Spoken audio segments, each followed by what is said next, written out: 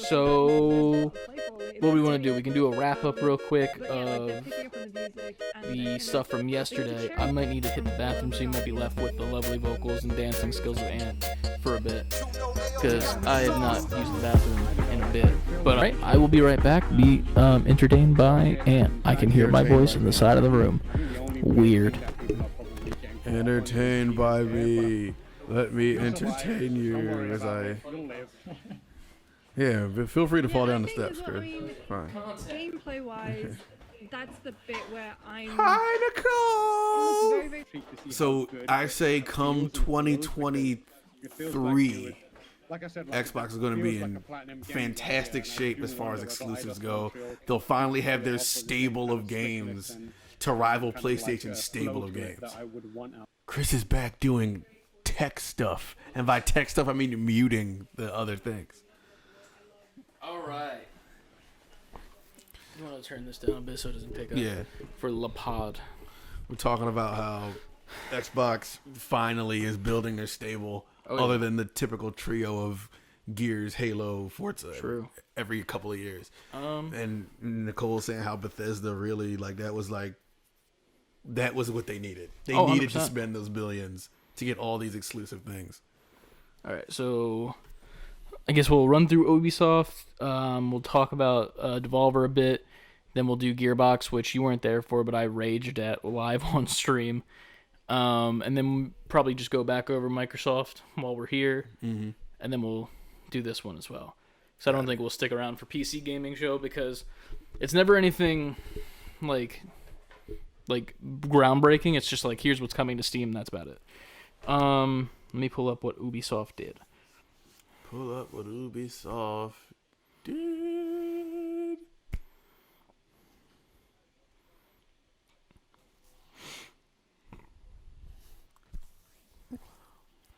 I feel like PlayStation has to have a state of play soon before the summer is out. Yeah. Because people are coming with it. True. I think Microsoft definitely stepped the game up to the point where Sony is they should be not scared, but worried. They should be like, oh, okay. We actually have competition again. Right. I think Sony... Now, this is what... I mean, we could reiterate this when we do the review, but I think that the fact that they have confirmed Halo for holiday, and they got these new games coming out, they're confirming dates. That's what Sony's not doing. True. Sony's been delaying, and they haven't officially said Horizon is holiday. Mm-hmm. If Nintendo comes and say that Zelda for sure holiday, I'd be surprised if they didn't. Yeah, I feel like they have to. Yeah. But I also feel like they have other things coming at the same time. Yeah. I could see them doing Odyssey 2 in place of that. I feel like those two are interchangeable. If they want to stick with with what you were saying, how when they originally released the Switch, it was it came out with Legend of Zelda, and then Mario came out a little bit later. If they want to stay in tune with that, then yeah, that makes sense. But I feel like Mario Odyssey 2 would also be interchangeable with Breath of the Wild, at least for Tuesday. Yeah. But so Ubisoft. We started off with we're just going to go over the highlights. We're not going to go to the nitty-gritty of every single fucking thing that happened. Right. And yes, Nicole, it usually is in July. So hopefully they do the same thing. Rainbow Six Extraction. This looked great. Looked amazing. That was one of the highlights for me of this weekend in general, because I've always been not necessarily a fan of Rainbow Six, but I've always had interest in wanting to play the Rainbow Six Siege games because they look like a fun version of the whole search and destroy and capture the flag type thing, where it's you have to plant your bomb or uninstall it or protect the bomb. Right. But in a fun way where the environment's destructible and you have these different operators, some that can put up barriers on walls so you can't break through certain walls. Some have little drones that roll around. Yeah. But this one looks like so much fun. 1 to 3 player co-op. You go into these extraction points where these it's aliens, right? It's not zombies, and it's aliens. Yes. Yeah. So this one's aliens. And they're kind of zombie-esque if you think about it. They're zombie aliens. Yeah. There's different versions of them. They went over it in the actual trailer itself, where there's the basic bitches. There's ones that are goop that turn from black goop on the floor and then come up. that goop's always on the floor that you can like shoot away and stuff. Yeah, and it like spreads. Yeah, so like you can like create that slows you down, I think, when you're walking through it, but also like it gives them a path to like go there. And then there's like always the big bruisers as well. But if you lose your operators, they become like unable to play. So you have to go and save your operators. And so they're that covered in that stasis foam, which is like, I guess inside each of the operator's suits, they have that like foam where it's like, okay, activate the foam. They're down, they're out. So now the alien can't like fully like, you know, encase them and become like, I assume it's almost like symbiote Spider-Man type shit. Yeah. Where it's like the alien takes over the human body and then becomes some sort of like Resident Evil-esque zombie type thing, which is, you know, normal for most of these games. But it looked so much fun. Yeah. Like the stealth options for it looked crazy.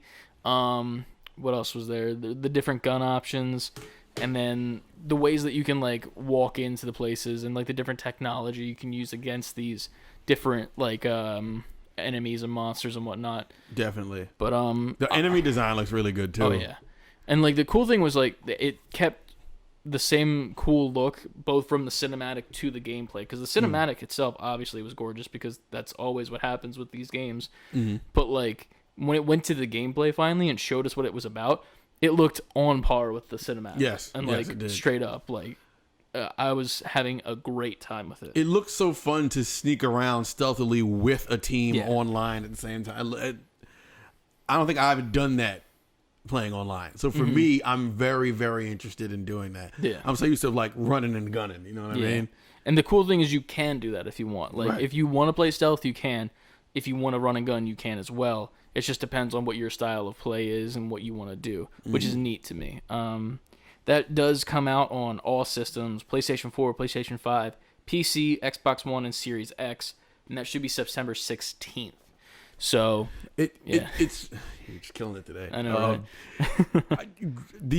The fall is getting crowded already. Yeah, there's going to be a lot of good shit this fall. I'm very thankful that most of the stuff that's being shown with this, like the fall releases, at least from like what we're seeing here, like this I assume play on Game Pass, so I can pick this up on PC and like play that. Right. It's assuming. If not, then hopefully it's cross-play so I can pick it up on PS5, because I'd probably like to play it on there more myself, just because I would have that next-gen experience and like run it at the best ability. I think I'll go wherever everybody else is. Yeah. So I'll probably go PS5. Yeah. So that'll be fun. I'm digging that. After Extraction, they showed a little bit of Rocksmith Plus. I'm not interested in it at all. No, I know when we were live streaming it the other day, in the chat, I know Nicole was a little bit hype on it, saying it looks cool and stuff, and I appreciate it for what it is. Like, it definitely is like a good learning thing for people who actually want to learn the guitar. But in my opinion, it kind of killed the Guitar Hero, and my phone is dead. Oh shit. So there's that. Chris's phone is dead. Yeah, I just had the top 9 IGN list up. Okay. I'll take a quick pause to go toss that into the wall over there. Charger set up here. This is great for the podcast. I know. So much fucking editing. I mean, if I can get, I should have an extended USB if you want to. No, that's fine. I'll just leave it over here. I mean, as long as the list is there. All right. How my fucking knee is gone. So yeah, Rocksmith is a thing that exists. Wait, what? Did I get a phone call? Actually, sorry. No, you're good. Bear with me. Now we don't have a chat. Now maybe I do use the USB. Look in that bottom drawer. 1 second. Technical difficulties of mobile devices. It's this one, right? Yep. The one that I said I shouldn't open this shit. Now we have to open it. Feel free. Speaking of that, how do you open it? Do I have to go get scissors? Wait, no,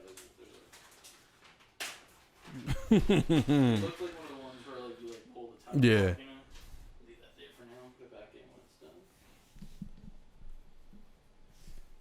I actually can't wait to talk about this game because I'm actually excited. That Yeah. shot right there with the map is what got me. We were talking about Riders Republic, everybody. Well, I think this part will be edited out, but yes. Riders Republic.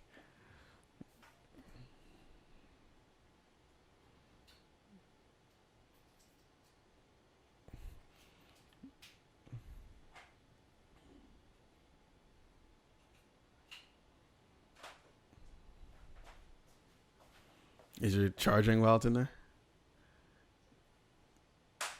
Should be. All right, cool. Well, my phone boots back up so that we have at least a Twitch chat. In the meantime, I think Nicole said F in the chat for my phone. Thank you for the respect. Paying no respects. But, yeah. So for Rocksmith Blitz, while I'm not interested, I feel like it was almost the downfall of the Guitar Hero games, because it was like, the Guitar Hero was more of like an arcadey, fun, like we're playing music but not really game. Mm-hmm. And then you kind of kill it when it's like, okay, here's actually learning how to play a guitar. And it's literally the same exact Guitar Hero format. It's just that you're actually playing chords and chord progressions, in the sense of like, if you've ever tried to play guitars, there's these things on, they're called tabs, where it's like a music bar, and it'll say like, there have like 6 lines, and it'll have a number on it of like what fret your finger should be on. Okay. And that's how I learned how to play like most songs on guitar, personally. And it's pretty much that, but with like the Guitar Hero, like the notes coming at you. Gotcha. So I'm not a huge fan of that. If you want to learn guitar, go ahead and pick that up. Next, Riders Republic. I was so much fun. This looks like the most fun game, just for like turn your brain off. Yeah. Join up with a bunch of friends, be like, hey, look at this trick that I can do, and then just like ride around like doofuses, either on a bike, on a snowboard was one, jetpacks, wingsuits, bicycles, like so much fun. They had stuff. like the big bulky ice cream bicycles. Oh yeah, there's like different bikes you can get. There was one was like a homeless guy, like a prospector, with like a mine, like a push barrel on his back that was going super slow. You can take off the mountain yourself. Do you want to have the Twitch chat open or the article? Which one would you like? I got the Twitch chat open. Okay, cool. I'll get the article back up. I should have it still in my Chrome, hopefully. But yeah, this looks like extreme fun. And it's an insane, like, multiplayer game. Like, right now, the video we're watching of it, it shows 64 people on a mountain going down, racing each other with, like, bicycles. And now there's jetpacks with each other flying over bridges. And there's 64 people in that race. It looks insane. It looks so much fun if we just got a whole bunch of people online at once. And we're just fucking around this world.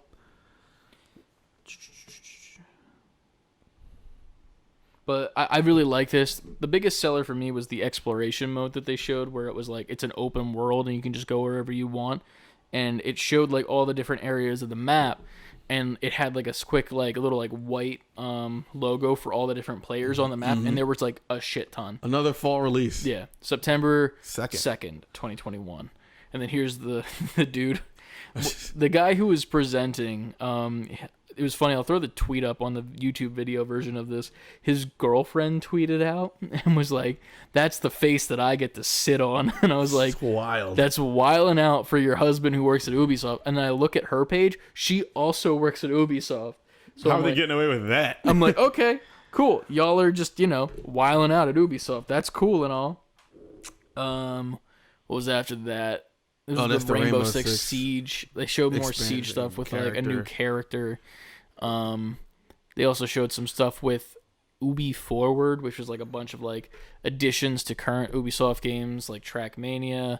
What else was there? It was For Honor, some other stuff as well. Oh, they're also adding the Teenage Mutant Ninja Turtles to Brawlhalla, I think it is, right? Yes. And it was pretty hyped on that. And then like they showed all like the moves that all the turtles had, and it was like sold. Yeah. Get that game. Like their smash moves are so Turtles-esque. Like they open up a sword, throw a pizza, ride a skateboard. Yeah, he just had his like he was on top of a sewer like thing. Raphael's coming out here with his like giant street post and beating the shit out of people. It looks very fun. Yes. I've never played Brawlhalla. I like the way it looks. It's bootleg Smash, like straight up. Just 2D Smash. Yeah. And it looks like fun. They also showed some stuff for the crew. Not a huge fan of the racing games, as we know. But there's that. We're trying to lead up. We're watching the video while also reading an article, just for you audio amigos. They showed off Just Dance with some dancer guy, which is fine. I just don't understand the appeal of those games anymore. There will always be a Just Dance. And that's fine. It's just I don't get putting it on E3. In the sense of like, I get like you have all these artists and stuff that you want to like promote, like you were saying on the stream. But like, this is E3 where like the normies who buy Just Dance aren't watching E3. You know, like they're not here for the Assassin's Creed Valhalla, which was shown next. Right.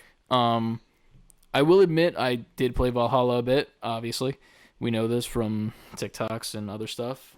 The DLC that they showed for this, it was like demons and shit, right? Was that for this? Or it was like a new area, wasn't it? Yeah, it was, fuck. I forget exactly. We're scrolling through the video now for all you audio amigos. I'm trying to figure out where. Oh, Wrath of the Druids. Yes. So I think this is to Scotland. Believe it was saying Ireland. Ireland. Yeah. Close enough. Not really though. Sorry, Ireland fans. But it looks really cool because it's got like some like cult looking shit going on in it, and new weapons obviously, and they added a single hand sword. New Siege of Paris as well. This one looks fun, but at the same time, I still need to finish that game, so I probably won't get back into this for a while, knowing how I am with games, especially with Ratchet out right now, and how much I love that game. I'm 60% through, by the way, so your prediction is coming true about before E3. I have no doubt. I'm not even questioning it. But yeah, this Assassin's Creed stuff comes out closer towards the summer. It's all free, I believe, too. You didn't have to buy a season pass, which is nice. The inclusion of like the single-handed swords is fun for me, just because I remember I wanted to use a sword, but I couldn't because they were all two-handed, and I didn't like not using a shield because the shield bash was just so much fun when I was playing it. Yeah, man. They also added the Viking Discovery Age. Store thing where you could just play as regular people in the world. I am Guy from Valhalla Land. You Look just at like this bush. Exactly, like you just like Feeding do my family. normal jobs, like the stuff from the one scene in A Way Out where we're like in the workshop, like you're pretty much doing that. Yes, like you're just doing random working stuff. You're playing as a monk and trying to like become a monk of this monastery and shit. Like what the fuck? Like I don't know if there's a crowd for that or people that will play it, but hey, man, it exists. What do we get next after this? So we're kind of speeding through Ubisoft because there's a little bit more to go through. Mythic Quest. Oh, yeah. This was that show. The Apple TV They showed show. a bunch of things they got partnerships with as far as Werewolves Within. This also looked cool, this show. Werewolves Within, Mythic Quest. These are all, what, series and movies and stuff? Yeah, this is, I think, a television show as well. It looks like it's based on the game Secret Werewolf, like where you have this village of people and one person at night is a werewolf that goes around killing a single person. And then like I like as the a premise. group, yeah. I've played it before in like at parties and stuff. Shout out to Brett from Haptic Intel at his Halloween parties. We will play it. You like close your eyes all as a group, and like the narrator will be like, "Will the werewolf wake up?" And you open your eyes if you're the werewolf, and you choose who you want to kill. And then there's other roles like the doctor or like the sheriff and shit. And like the goal is to figure out who the werewolf is, and then in the daytime, the village votes out who they think a werewolf is, like Survivor style. And if they win, then they win. If they don't, then the werewolf wins, obviously. Gotcha. But it seems like it's loosely based off that. Pretty good cast. It has one of the guys from What We Do in the Shadows, the TV show, in it, which is nice. And the lead is pretty funny as well with some of the voice lines he does. But other than that, after the series, there is Far Cry 6. More Far Cry. Yes, this Far Cry is running the every they find a way to sneak into every presentation. I'm almost surprised they weren't in Devolver. They'd have found a way. That's the character that they were showing you play as well in the main game, in the cinematic. But it was a very powerful cinematic. If you watch our actual reactions to the scene, we were silent through it, like because of how haunting the actor is.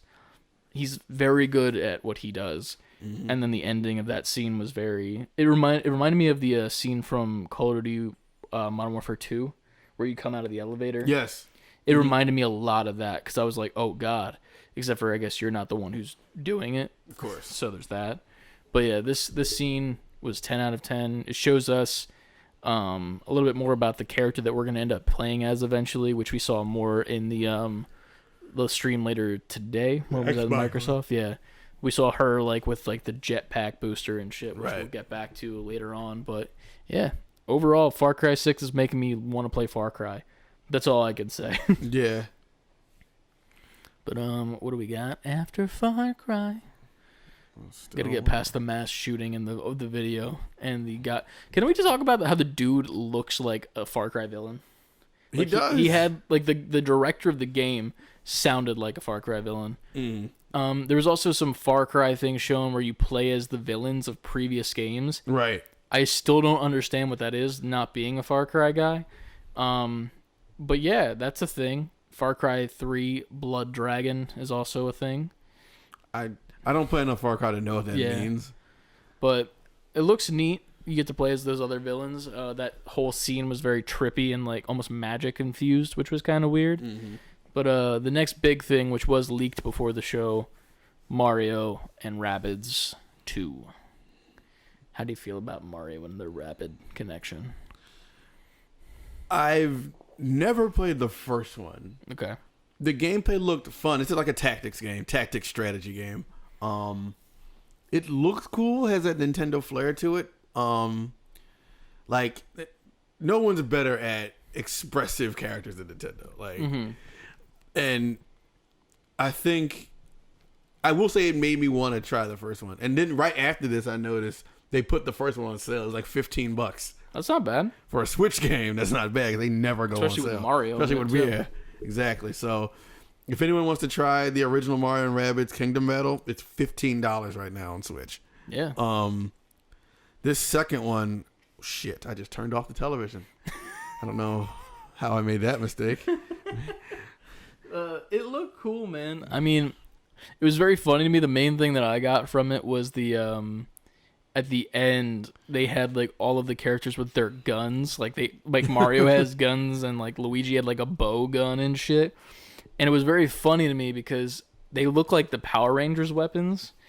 And like, I don't know if this is a thing that happened in the first game or not, but in my head I'm thinking like, okay, so at the end of this game, they're going to put their weapons together like the Power Rangers weapon in the Mighty Morphin series, because the bow and then like all the other guns, and it's going to be like one giant gun to take down the villain, and it's going to be a cinematic type thing. I can see it. But they also introduced Rosalina Rabbid, which was pretty weird because she's like emo, I guess.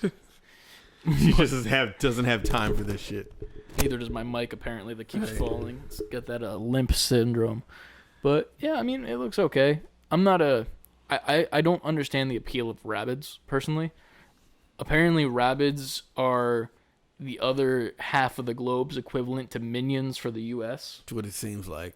They don't have the Minions over there? They do, but like it's not as popular as Rabbids. Like Rabbids is their thing, like legitimately. Like okay. Like when Minions came around, Rabbids was around for them, and I guess they had like animated shows and stuff were the same thing, because they're pretty much the same.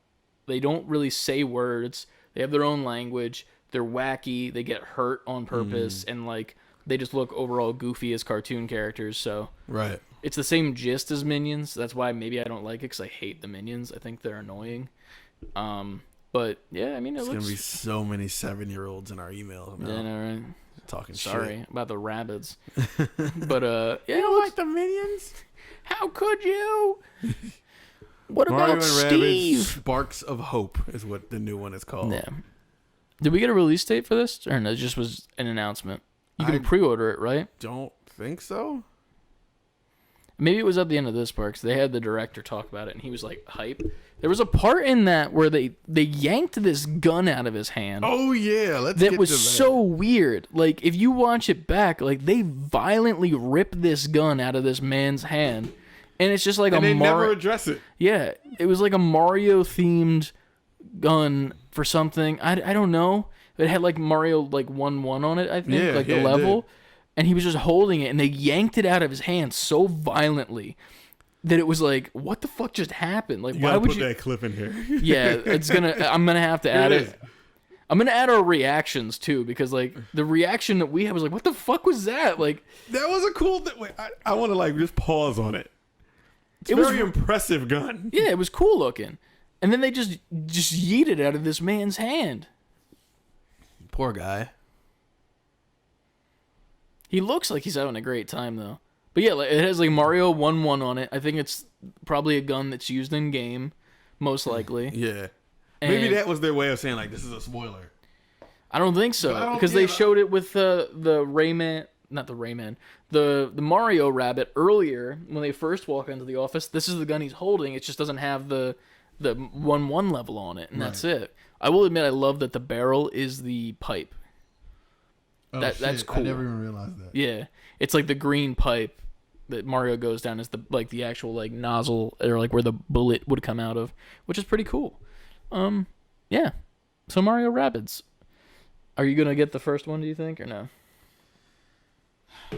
If there was a time to get it, it'd be now. Yeah.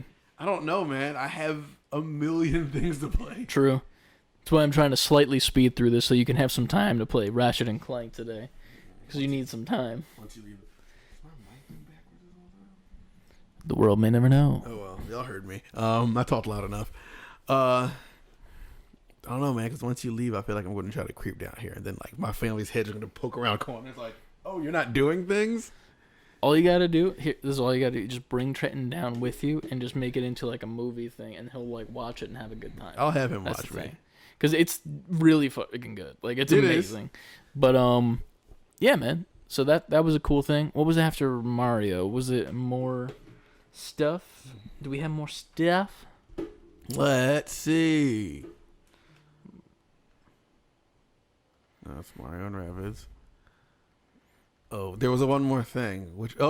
Fucking Avatar. That was the last thing, That's the last thing. So, let's talk about this for a second. Why? I don't know.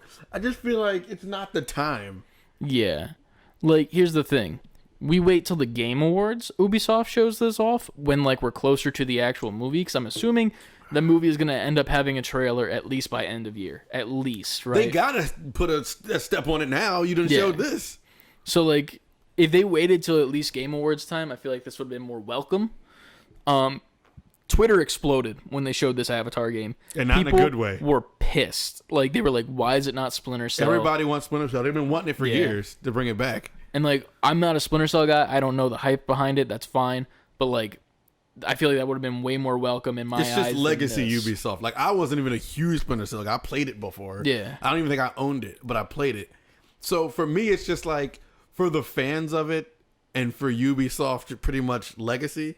Can you go back, like, 10 seconds real quick? Because there's a scene that they just had of this, like, this open area, and there's, like, one of the Avatar blue people on a, like, horse-looking seahorse thing. And if you look to the right, there's this, like, animal, and it farts. It literally farts. A giant gust of air.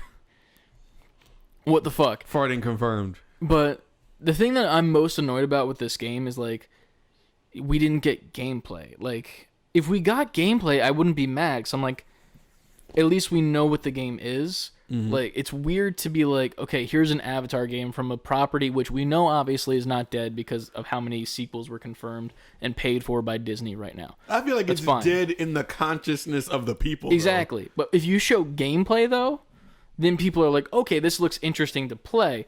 We have no idea what this is. Is it a flight simulating game? Because there's a part where they hop on the back of, like, the things where they connect their ponytails. There's a part where, like, the mechs show up of, like, the humans that are trying to kill the avatars so they could get the world to them. The environment gives me Horizon vibes. Yeah. I could see it being that kind of game. And, like, here's the thing. Another thing is, like, do we play as a character or do we make our own? That's another thing. Like, right. What is this game? And we don't know. And that's where I feel like people... If we actually knew what the game was, I feel like people would have a much more open response to it. Because, like, the cinematics, and you can't lie, it looks great. It does. It looks like a good time. It looks like a great animated feature of the Avatar world, of Pandora. It gives us more of a look at it and, like, what to expect in the movies in the future, obviously. But, like, we don't know what it is. And you just end the show with that? Yeah. That's a really weird thing to do. Like, I don't get it. I don't know. It doesn't come out till 2022 as well. It's another thing where I was like, I don't get it. It is a next-gen exclusive, so there is that. So there is the exclusivity there. But that was pretty much Ubisoft. I could see Avatar getting delayed. I could see it as well. I don't even want to, like, put that on it because they have a good runway, 2022. But I can see 2022 getting here Mm-hmm. and then putting out the press of to make the game as great as it can be. We want to push it to 2023 bars. Yeah. And the thing is, like, I feel like with Ubisoft's conference, I feel like they started really strong with Extraction, and then it got slightly more and more weak as it went on, which we'll come back to in the, what was the stream that just happened today? That we just Square-Enix. So I feel like Square-Enix followed suit with that as well. Like, they started strong, and then, like, while the next couple things weren't bad that they showed, like the sports one and like the extreme sports, it just kept slowly and degrading over like and to things that like people don't care about and don't really need or want. Yeah. Which is fine. It's just I don't know. I feel like you really got to like change up your order of operations there. I feel like if you started with Avatar, people wouldn't be mad. No. Nobody People still would have been like, what? But people would be like, what? But they'd be like, okay, you're starting with this. That's kind of interesting. Then you go into Rocksmith and like the sports game and you end it with Extraction, I think. People are fine. Yeah. I think that people have no problem. You don't need to end with a new title, in my opinion. Like, while it's like, the norm, like Rabbids and Extraction were the two highlights with the sports one as a third. Right.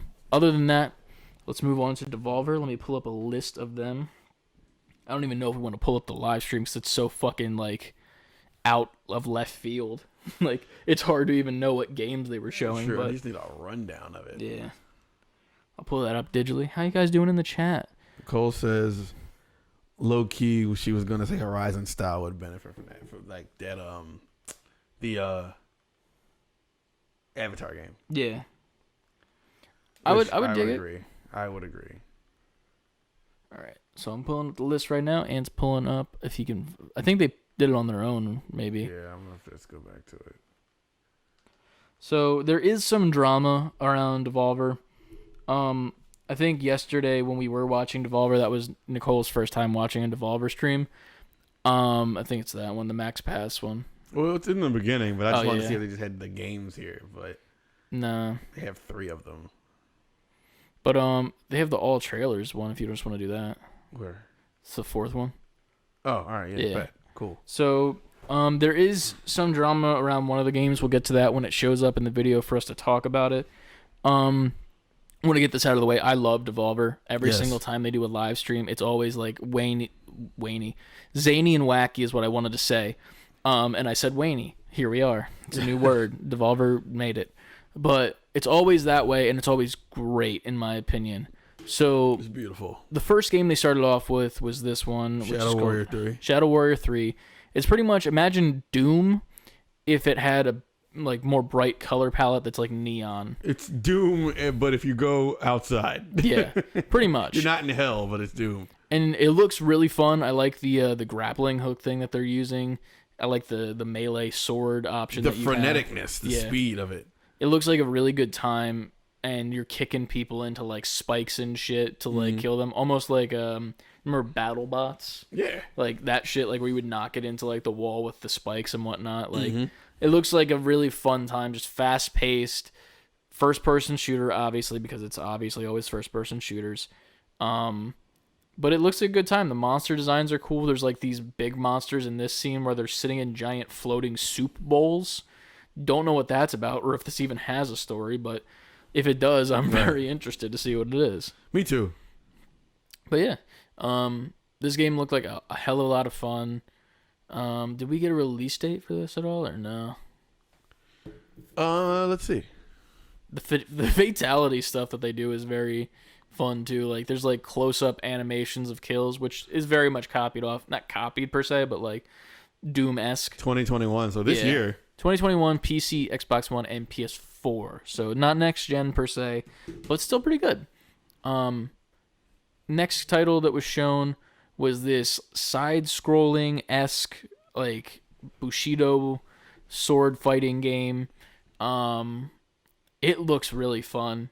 The way that it's done, like it's not like a 10 out of 10 for me, but at the same time, it looks like a really good time and a nice like.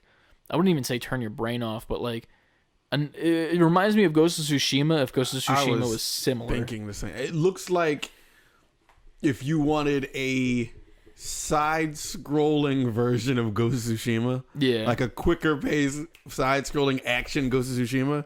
That's what this looks like. Yeah. It looks like a lot of fun.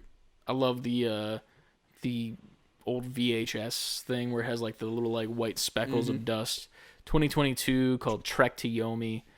Only PS5, next gen. only next gen and PC. Hell yeah, I want to play it. Phantom Abyss was the next what they showed. Pretty much the best way to explain this is like a mix of Temple Run with, there was like this old like Gmod game that you would play on servers where it's like there was like a group of people that would try to make it through this obstacle course, while on the outside of the map there was like a group of people turning on traps and shit, and like you would have to like bait the people on the side to like make the traps go off so you could get past it. It's pretty much that, but instead of it being people activating the traps, they're just activating themselves. Right. And there are phantoms all around you that are other players trying to complete the same exact task as you to get to the end. You have this little like grappling hook thing that's pretty neat. It's like a mixture of a grappling hook and Indiana Jones's whip. Yeah, and it looks hella fun. Like I mean, it's weird to me that the phantoms are just like other players, because it reminds me of what's it called, like Bloodborne and stuff, like where you would sit next to a campfire and like the it's almost like a time trial, like ghost would come out of another player trying to get through an area and then dying. That's always cool to see in games. It's neat. I don't know if it's something I'm gonna like get it like right away, but that you get that early access on Steam on the 22nd, so pretty damn soon. Like really soon. Yeah. Less than 2 weeks. So that's coming out. After that, this game looks fucking amazing. I can't remember the title. All I know is I want it, and I want it now. It was... Let's get to the title real quick and go back. And we'll go back.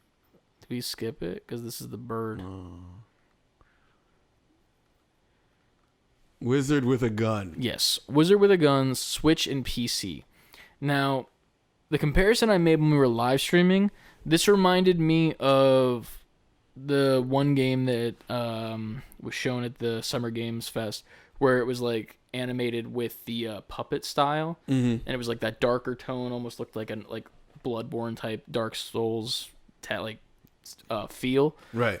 But it was animated weird. Like the monsters looked cool and all right, but then the humans looked really garbage. With this one, the animation they showed at the beginning already, I was like, I just want an animated series of this because it just looks really cool. But the gameplay, since the characters are more like cartoony and like cutesy, it like lends itself to that puppet animation style a little bit better. It's a multiplayer survival sandbox game. Yeah. I'll show, if you're watching the YouTube video version of this podcast, I'll be putting clips up. Obviously, it's going to be a hell of a lot of work, and I'm going to blow my brains out, but I'll do it. It just looks like an overall fun time. You're just hanging out together. It like, I think you said on stream, it's like a better version of Minecraft Dungeons.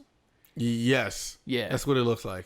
And I agree completely with that, because Minecraft Dungeons was fun when I played it, but it just left so much to be desired because it wasn't Minecraft. It looks anymore. like Minecraft Dungeons mixed with like Hades with a gun. That's what it looks like. And I'm down for it. I'm definitely wanting to buy that as soon as possible.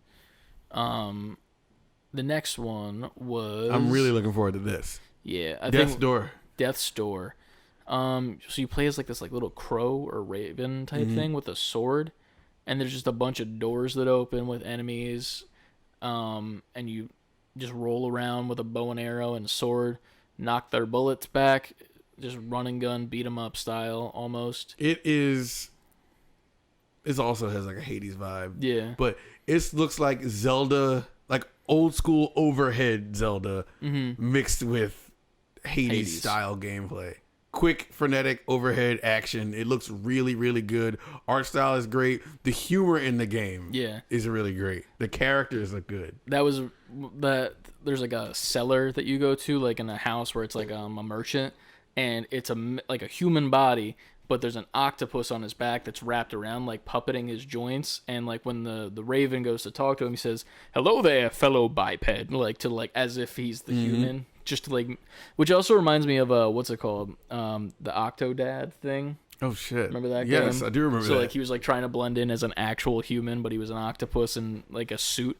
It also kind of looks like Spirited Away with like some of the character designs, like the bosses.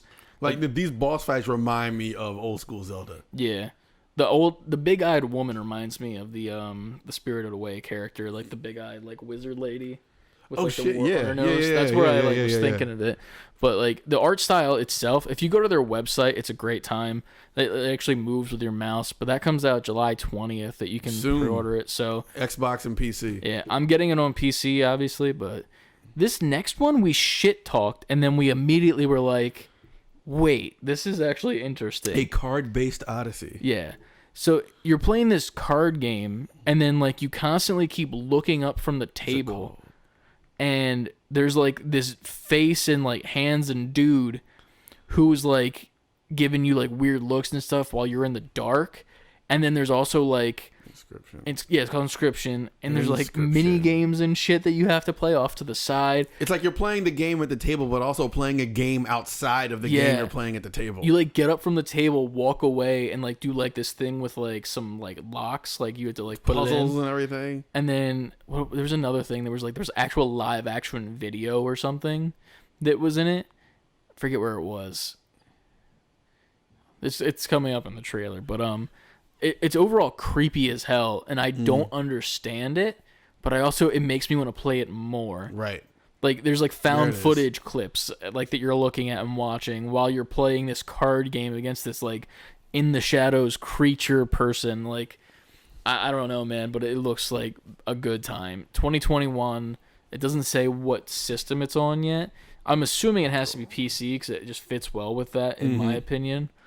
What was this next thing? A guy on the toilet. This is like a mobile game. That tumble thing. It was a meme, right? I don't think it was real. This wasn't real? I don't think it's real. I could be wrong. It had like... Tumble Time, Devolver Digital. If that's all it is... Because it has Google in it. It does, yeah. I guess it's just a nice... Coming 2021. Yeah. Nothing more to talk about it. It was a nice meme for a bit. Is that it? No, I haven't had... Wait, no, it can't be it because we got the one physical game. Yeah, that's the one that like caused all the drama, but it definitely is having a problem. 1 second, we're watching a DiGiorno ad for all you audio amigos. Damn ads. Oh, it's Panera. I thought it was DiGiorno. It looked like not delivery. All right, there it is. So this next game, a little bit of drama behind it, which we're not really on the feeling of. A lot of people are unhappy. More so than I thought, but it's fine. It's a co-op shooter game. This game looks fucking amazing. Looks great. It's like the most arcade game that I've seen come out in years. Mm-hmm. It looks NES style art, like it, but it looks so much fun, frenetic, fast. It looks like an overhead. It pretty much is an overhead shooter, but you're just two guys running around. It very much reminds me of something like Binding of Isaac or Enter the Gungeon when it comes to the gameplay style. But the look of it is so fucking cool. The cutscenes in between, they're all still like, what's it called? Like, they're still pixel based, but like they are definitely like very, very stylized in the sense of being like more details. I'm trying to think of like a game that I remember doing that of. Kind of like the Ninja Turtles game. Like before you go down in the sewer, like how you like that little mini sprite. Part. That's the constant gameplay. Right. And then when it goes to like the scenes where they're high-fiving or something, it's like the actual like details and shit. It's co-op, coming to Switch, physical only. That's it. There's a pre-order window right now for 4 months, and that's it. And that's all that will be made. Which is unprecedented nowadays. Yes. Now, that's where the drama comes in, because people aren't happy about that. Because it's turning a video game into more of a collectible. It's going to make, like, a scalper market and shit. There was a whole entire, like, thread that I was a part of last night where I was like, I kind of memed on a guy who said something, who was talking shit on it. He's a writer for some, like, I'll look it up in a second. But pretty much, I like, jokingly corrected his spelling on something. And he was like, well, it was on purpose because it was based on like a meme that was not a funny meme. No offense to the guy, but it wasn't that funny. And he was pretty much just talking shit on it because his main problem was that a lot of game people, like, in the industry didn't like this. Right. But were like, I'm still buying it. And he was saying that in and of itself is hypocritical. Like, why would you do that? That's, like, feeding into them doing this. It's also a slap in the face from Devolver, a company who constantly memes on stuff like this and how it's bad for the industry. Right. But in my personal opinion, I don't think it is. That's just me. I think it's a very limited game, and it needs to be limited. I don't think it needs to necessarily, per se, but, like, I don't think people will be buying this digitally on Switch. Creating this exclusivity makes more people want to buy it. Mm-hmm. And, like, it's not like there's, like, a limit to, like, how many people can get it. Like, there's 2 different versions you can buy. There's a collector's edition, which I think has less versions, and there's a regular version. Right. I got the collector's and got the regular. But the problem is, like, if you want it, pre-order it. It doesn't come out for another year till 2022. No problem. Or is it 23? So people said 22. So it's another year. But it's definitely 22. So here's the thing. Like, if you saw the gameplay, you like the gameplay, you want to pre-order it, get it. Cool. But if you don't pre-order it and you liked the gameplay but then complain later that it's, like, astronomical prices on the secondary market, that's your own fault. They're giving you 4 months to do it. Because the way I see it, they're clearly going to they're making enough to meet demand. Yeah. So they're going to take these 4 months. However many people pre-order it, that's probably what they're going to make. Mm-hmm. They might do some little, like, limited time. We'll have it available at GameStop for this amount of time while supplies last. Yeah, I don't know if they will, though, just because, like, then people will be mad about that too. You know what I mean? I guess so. Because they'd be like, "Well, you said it was online only. I gave you my money already." And it's like, shut the fuck up, you know? Mm-hmm. And, like, this strikes me as something that maybe in a couple of years they'll finally be like, "All right, if you want it, like, on Steam or something, go get it." So to bring it back to the tweet conversation, it was from at KAWLUNDRAM Kowloon Dram, and he's an editor and streamer for All Source Gaming, which is a thing. They have a lot of followers, obviously. Yeah, they have good content, and that's fine. Yeah. So his original tweet said, "Devolver making fun of shitty industry practice and then putting this shit is wow, go fuck yourself," pretty much. "Seeing journalists and other people in the timeline go, quote, 'This sucks, I am here buying a copy,' proves how many people are just gutless." And then he wrote the word consumers, like, wrong. With 2 zeros instead of a U. 2 O's instead of a U. It was the meme that he was trying to do, and that's what I corrected him on. I was like, consumer spelled right. And then he sent me the actual meme of it, where it's, like, some neckbeard guy in a Marvel t-shirt with, like, words all around. It's not that funny of a meme, sorry, man. I don't think we're going to at you in this clip, so it's whatever. Yeah, you probably But I tried to be cordial with it. But I pretty much just explained, while I agree the people that are shit-talking while still pre-ordering are kind of abysmal, because it's like, don't shit-talk it if you're going to pre-order it. Like, don't be that way. Right. I don't have too much of an issue with it, because, like, for me personally, I come from a world of, like, collectibles and shit like that. Like, we have, like, CLD, he knows about it as well. Like, you pre-order something like a Hot Toy, which is like an expensive ass figure, like 12 inches tall, hyper detailed to the point where you're like, oh my god, that is that person, but 12 inches. Right. And it's like hundreds of bucks, but, like, you pre-order it, you get it after you're done your payments, and then they're done making it. Right. And if you want it after they're done making it, you miss the pre-order, you don't get it. You got to go to the secondary market where they're marked up for, like, twice or 3 times the price. That's just the way it works. But they're supply and demand. An ample amount of time to get this game. So I pretty much said that, and to be fair, it's a bit different for this kind of media. It definitely is a different thing. Like, this is probably the first time we've seen this type of thing happen, maybe in a while. Like, I mean, what about the Scott Pilgrim one? Like, that was kind of this as well, too. Yeah. You had to pre-order the physical copy of it, right? But it was also available digitally. True. Though. But the physical ones were limited. Yeah, but it's available forever digitally though. Gotcha.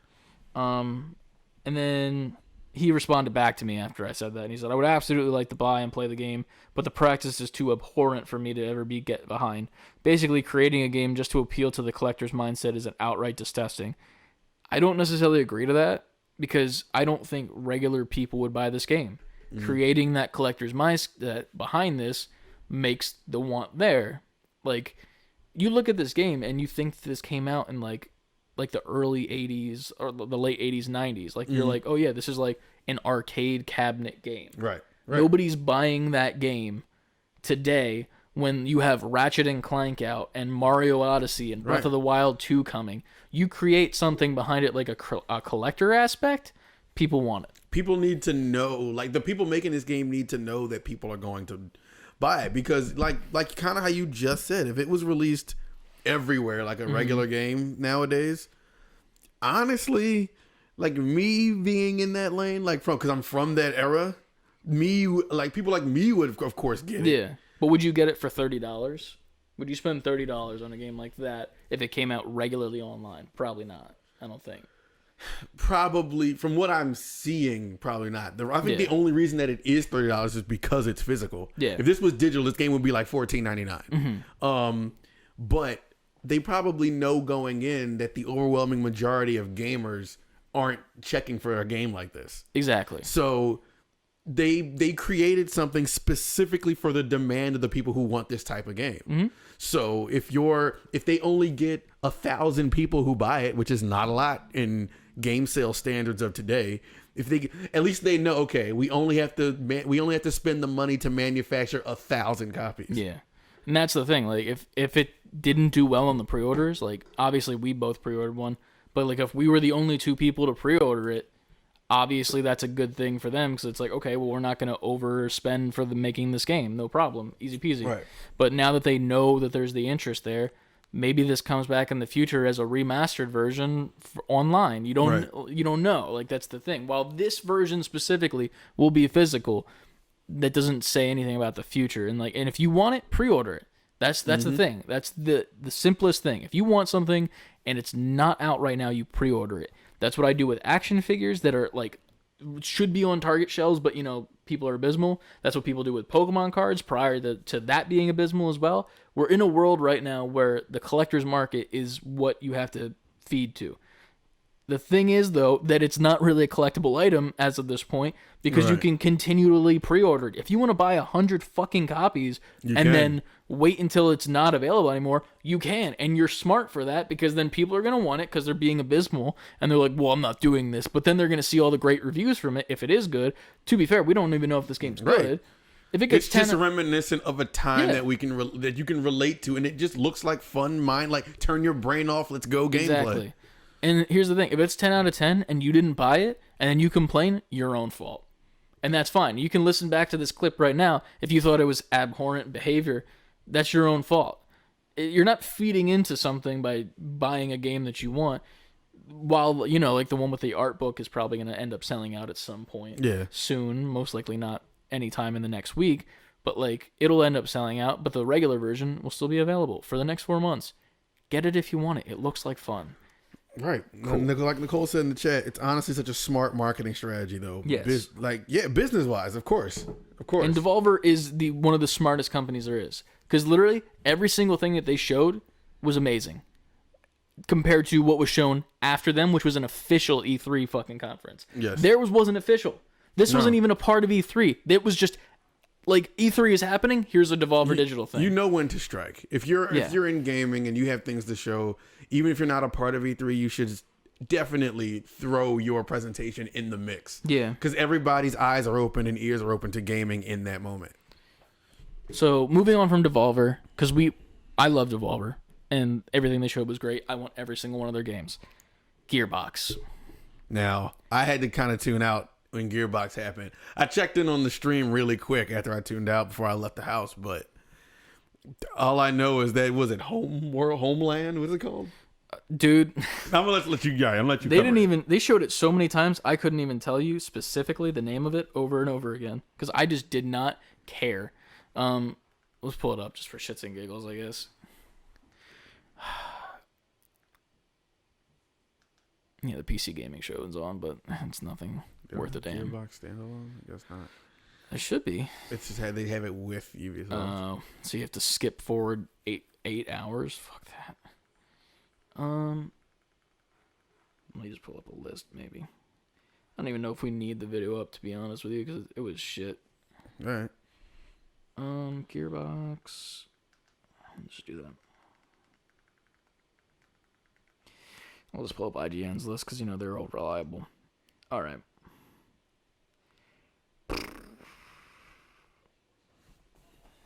Are you found it? Nice. They had it on their own YouTube channel, which makes sense. Their cheesy, like self-reflective narration they had through the whole thing. Yeah, it kind of pissed me off a little bit because, all right, so they started the show with a little bit of Borderlands stuff, showing off their own characters and their worlds that they own. First thing they brought up was Borderlands the movie. That was the first thing we talked about. The director of the game was talking. You need to go back because you're skipping through everything. I thought we didn't have a lot to say about the movie. No, because the movie thing, there's 4 different segments of the movie. Oh, that wasn't just one segment. That was different segments. This is bad. In and out at this point. Oh, it's bad. So they started off with the director of the game, which is the guy on the left, and then the director of the movie, who is the guy who played Spock in the new Star Trek movies. Cool, whatever. It's the guy in the center, I think. I think that's him. I could be wrong. Whatever. They started just talking, hyping it up, saying how amazing it is, how amazing the game is, blah blah blah. And I'm feeling myself at this point. I'm this is actually kind of exciting. They're really excited about it. Cool, awesome. So then they move on and they talk about Homeworld. Here, let me do this for now because I could pilot this one. All right. So they showed one of the guns from the game. They also showed silhouettes of Cate Blanchett as Lilith, which was kind of annoying. So I'm just show them for fuck's sake. And then they showed the cast. You got Jack Black as Claptrap, Kevin Hart as Roland, which is kind of funny to me because Roland's a really tall character in the game and gets with Lilith, which is going to be funny to be seeing Cate Blanchett and Kevin Hart have a romance. I can't see the name. Hit the back button once. There you go. Ariana Greenblatt as Tiny Tina, which I'm actually excited about because Tiny Tina's dope. Florian Munteau as Krieg, which is interesting to see him in this, but whatever. Cool. Moving on. Jamie Lee Curtis is also in there, and Mad Moxie is too. Moving on. Then they go and they talk to the regular directors of the game. Or not the game, the movie. Because there's multiple directors apparently. Skipping forward. More self-indulgent bullshit. So then they show Homeworld. I didn't even see this. Yeah. Slight footage from Homeworld Remastered. I don't think we get any gameplay, just some sort of slight gameplay. They're talking about Homeworld and how Homeworld 3 is coming, and there's a remastered collection. This is the first game to use a 3D axis in all directions, blah, blah, blah, self-shilling themselves a little bit. And then they got into, Homeworld's a thing. Cool. Next, they replay the trailer from Summer Games Fest of Tiny Tina's Wonderland. Right. Which annoyed the fuck out of me, because I'm show something new about it. This is because it's your game. It's almost like if you had nothing else to show, then, like I said, much love to Jeff Keighley and Summer Games Fest, but if I was Gearbox, no, we're keeping this close. This is our thing. This is our biggest thing to show. But that annoyed me because that should have been the show opener. The thing that was annoying too, as well, is that they showed this is the game director, and don't get me wrong, she's great. She's having a good time with the game. Obviously, she didn't give anything new. She just pretty much talked about how it's a game and how it's in the world and how we had D&D references prior in previous games. In Borderlands 2, there was the Assault on Dragon Keep, where Tiny Tina runs a D&D campaign actually. But this is its own standalone thing with Butt Stallion. Stallion. Yeah. I don't even know if we get a release date, too. I think it's just it's a thing happening, and you go to their website, and that's it. So they showed no date yet. Yeah. Moving on from that, they showed more Homeworld. And by showing more Homeworld, I mean, no, they didn't. They literally just did another slice of Homeworld. For all you audio amigos, I just did finger quotes there. They just talked about how the last mainline Homeworld game was released in 2003. That's it. Bada boom, bada bing. Then they show the logo again, and then we got footage from the Valheim-looking ripoff game, which is Age of something, Age of Tribes of Midgard. Something of Noun of Noun. Yes, Noun of Noun. Tribes of Midgard, which pretty much just looks like Valheim with more color in it and more boss fights. Same exact trailer that was shown at Summer Games Fest. So that was annoying. This guy talked a little bit, who's the game director. They did show a little bit more gameplay, so I wasn't too mad about that. I'm not interested in this game, though, so I was like, okay, weird for you to show more about this, a game that I don't care about, or most people probably don't, because Valheim exists. Well, like you said, like they saw the how people can't like reacted to Valheim. Was like, oh, we can do that. Yeah. One thing that I found annoying about this game, in a sense, was that apparently like these giant titans show up to your village and just destroy shit every night, and you have to just protect your village. Which is like, I get it, cool, that's kind of fun, but like also, I just took so much effort to build that gate that you just destroyed. And resources and everything. Yeah, it becomes not fun at a certain point, for me at least. After that, they showed a little bit of, what is this? I don't even know, man. This looks like a recap. Oh yeah, this was like some like weird joke thing they did.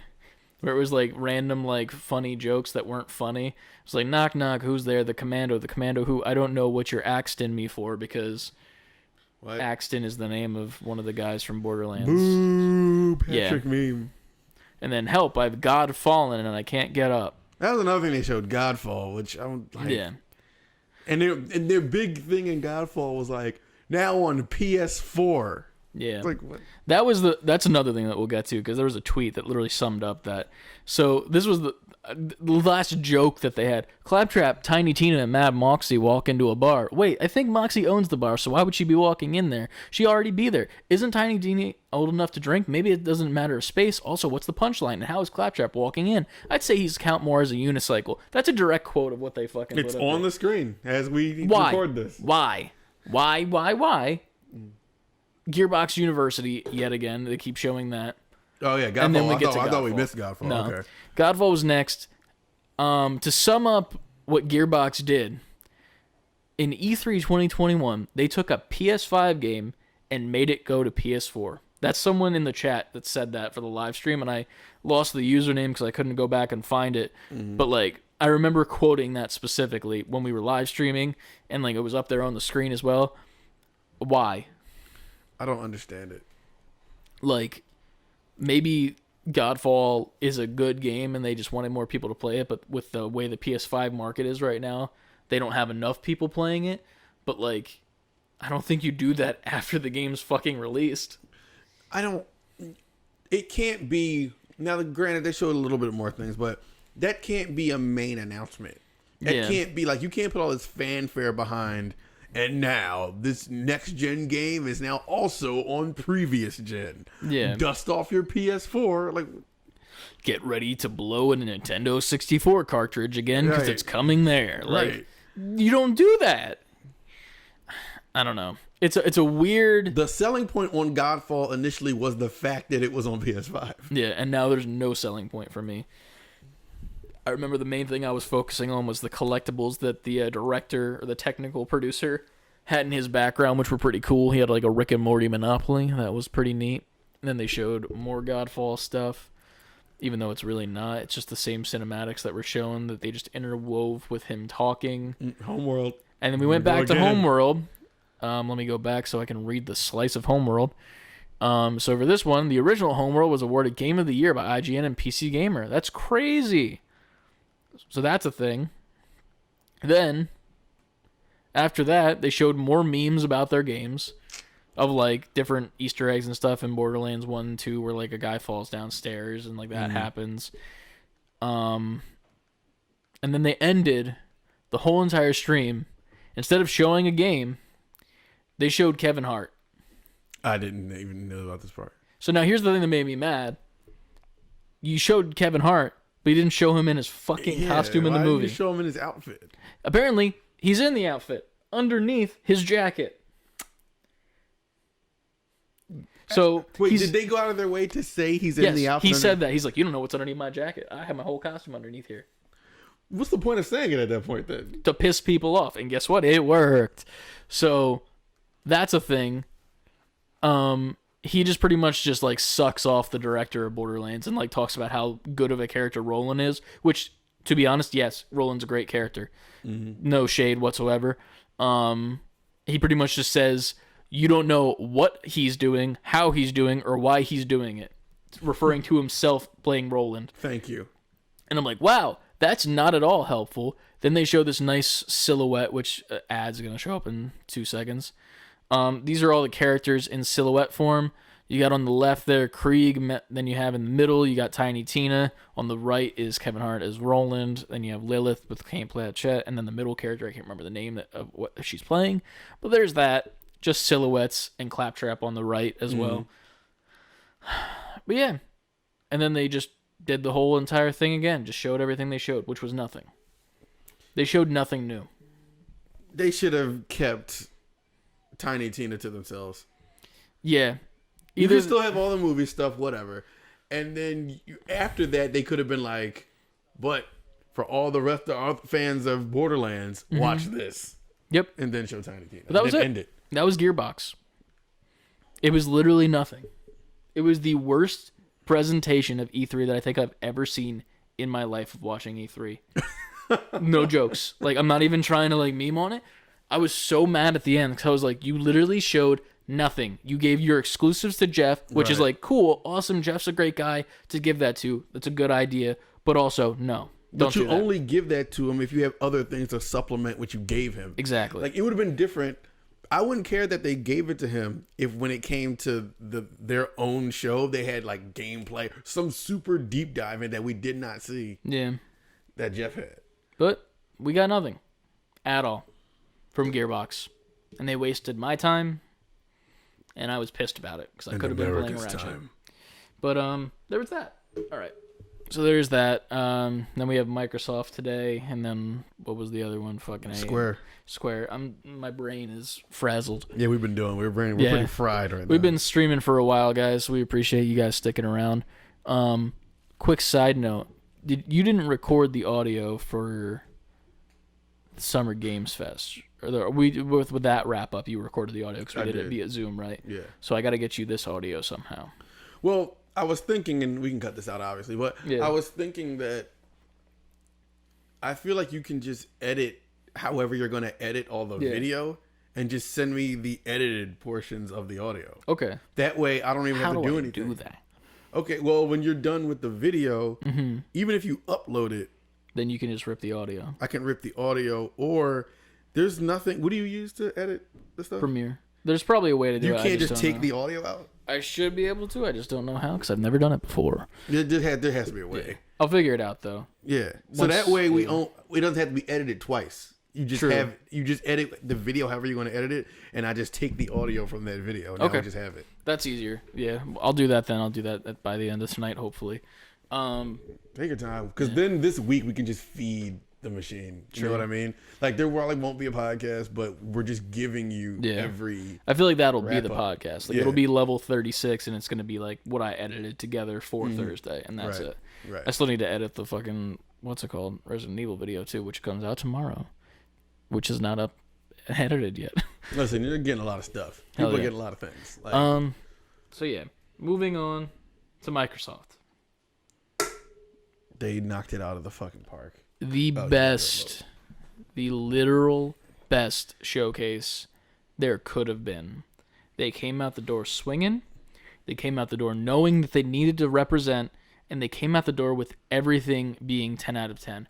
This was on par with being the best. Like, for me, obviously, this is the best E3 conference so far. To be fair, we haven't done the wrap up of Nintendo yet because it doesn't happen yet in this timeline that we're in. We're in the past. But they started off with Starfield. Right. Which it had to be that or Halo. They had to start with one of those. We didn't get gameplay for it, but we got the release date. In-game footage, though. In-game footage, which was funny because it started off with like some like low-res camera footage of like a rover or something. Footage, yeah. And I was like, this looks like shit.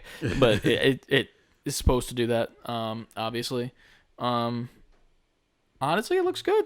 It does. There's nothing that I can say besides like it looks good. They say it's an RPG, so I'm assuming it's like action RPG. Yeah. The environment looks great. It does give me a Mass Effect vibe, But Bethesda's been around long enough. I don't obviously think they're gonna just rip Mass Effect. Yeah.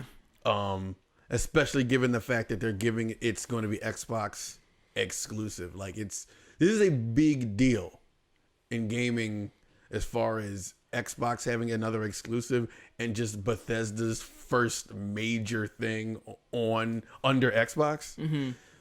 And we were talking about in chat earlier, but best billions of dollars Xbox has spent Microsoft has spent in a while. Oh yeah. Because Xbox needed this. They needed after this. I feel better about Bethesda being with them. They needed Bethesda. 100%. Especially given we'll get to it, but the last game they showed in their presentation. Yeah, man. But yeah, this looks great. We got a release date as well. When it was actually in the cinematic too, which I very much liked. I thought that was a cool like integration. So 11/11/21? 11/11/22. 22, yeah. So 11/11/22 is the release date. Looks great. Like it actually kind of looks better that we're watching the rebroadcast as we record this because obviously when we were live streaming it, the live stream was like kind of sketch with the settings and whatnot. But like watching it again, like you could see like the fucking pores on this woman's skin and like it actually has the stretchy skin like it's supposed to. 4K visual.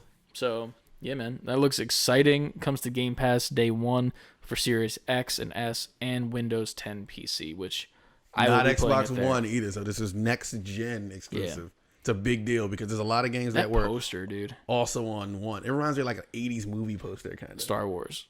Like it looks like Star Wars, yeah. But so after that, we had this lady come out with some weird pants. Now you have to put this in there. Oh, I know. I'm going to do this. This is going to be the most edited video of all time.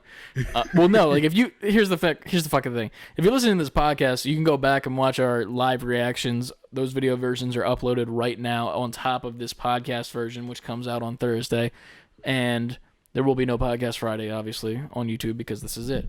Yeah. Deal with it.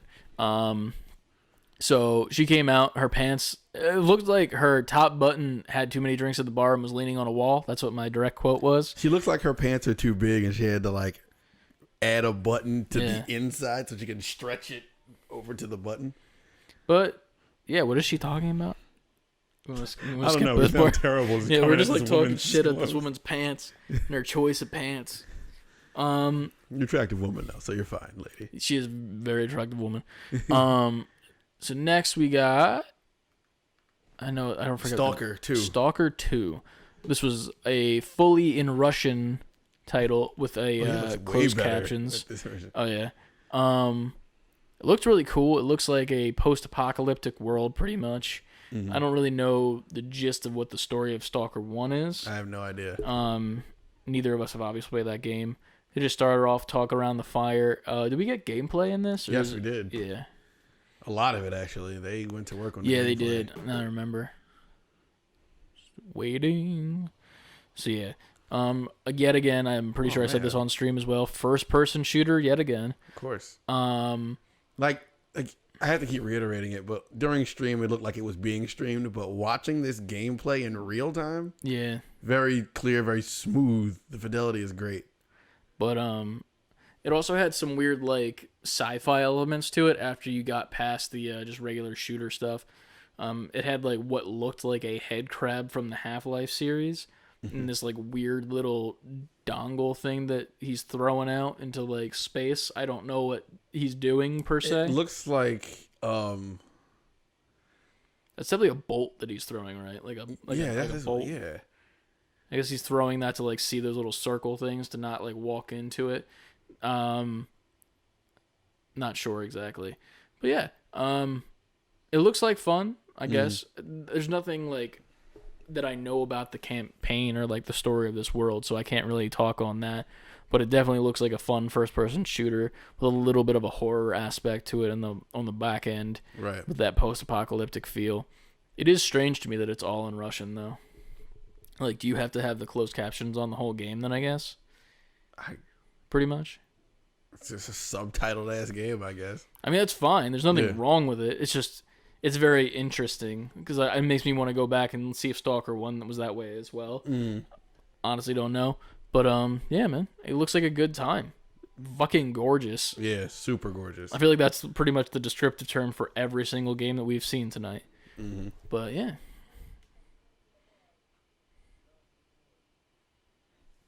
I don't know what to say next.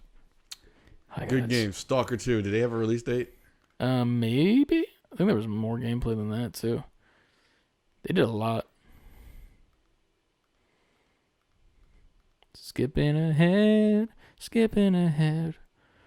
April 28th, 2022. Xbox Series X and Windows 10. Day 1 on Game Pass. Next gen only. So that was pretty good. I will say, Xbox is killing PlayStation on that. They're coming out with a lot of only next gen games. Yep. After that, we got a little bit of another. We've already seen the cinematic for Back 4 Blood, right? Like numerous times this weekend. There's also another Back 4 Blood like thing happening as we speak right now with this recap, but we've seen enough from it. We don't need to see any more personally. Yet again, looks good. Looks like a fun co-op shooter against these get your friends online, let's go type game. After that, this was interesting. Whatever. What was this called? Don't know. It was one word. I'm already forgetting. It's got some copyright music in it. That's all I know.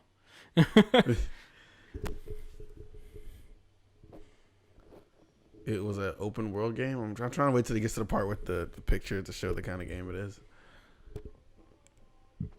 Yeah, I think it's an open world co-op something. Co-op open world. Yeah. There it is. A co-op open world. I guess we'll skip a bit. Contraband. Yes. There's no actual understanding of what the actual game is. There was no gameplay. Yeah. Just a trailer. And the trailer itself was actually just a freeze frame with a camera walkthrough of the scene. Like, there was no actual motion. Like, there's a dude underneath the car welding, and there's just, like, sparks that are paused in place. Right. But called Contraband. I guess it's like a heist-type game in an open-world situation. Mm-hmm. Yeah. Looks gorgeous for what the cinematic was. It does. We just don't know what it is, but it is next-gen exclusive. Next gen only. No date yet. Game Pass, day 1. They're killing it with that, too. Yeah. I'm pretty sure every single game was Game Pass day 1. They said 27 out of 30 games. Yeah. Day 1. So next was a really cool thing for me. I very much enjoyed this. I'll jump into this now. Yeah. I know Nicole was in the chat loving on that, too. Sea of Thieves announced a partnership with Disney to bring in the Pirates of the Caribbean universe, specifically with the characters of Jack Sparrow. Calypso was in it as the intro character, which I actually referenced. Like, oh, it's like that chick. But then it was her. Mm-hmm. Jack Sparrow shows up. And then we also see Davy Jones show up with his ship, and it actually comes out of the water and tries to attack you, which is really cool with like the other stuff. Like if you played Sea of Thieves before, you know that you can get attacked by the Megalodon, like a giant shark attacks your ship. The Kraken attacks your ship, among other things. It looks like it adds a couple different enemies as well with this new game as well. But mainly adds Jack Sparrow, and it's a free DLC coming very, very soon. And if you want to play the game of Sea of Thieves already, it's on Game Pass, so pick that up. I remember I was telling Nicole in the chat, like, pick that game up. It is fun. Mm-hmm. I don't know if it's crossplay. If it is, then we'll get you on it with your Xbox. I don't know. Do you have Game Pass? I had it. I can get it back. It's whatever. Okay.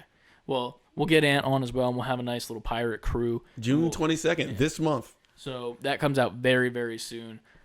I'm very interested to see what that is and that story mode, because you're not playing as Jack Sparrow. He's kind of like the narrator of the story, and you're just in it, in the Sea of Thieves.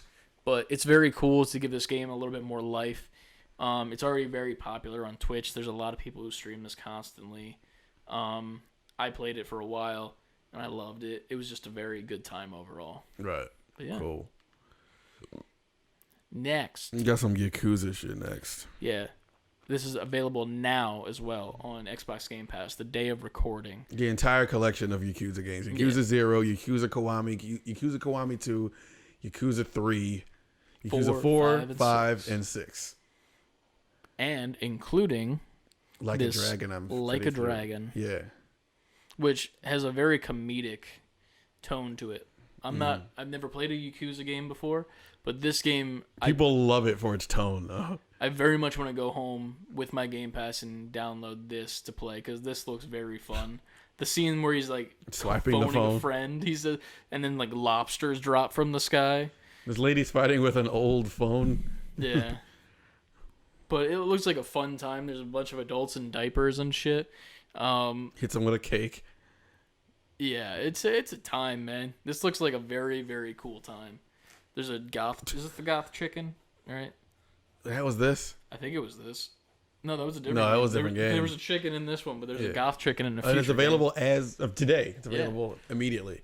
And then we got some pre-alpha gameplay as well from Battlefield 2042.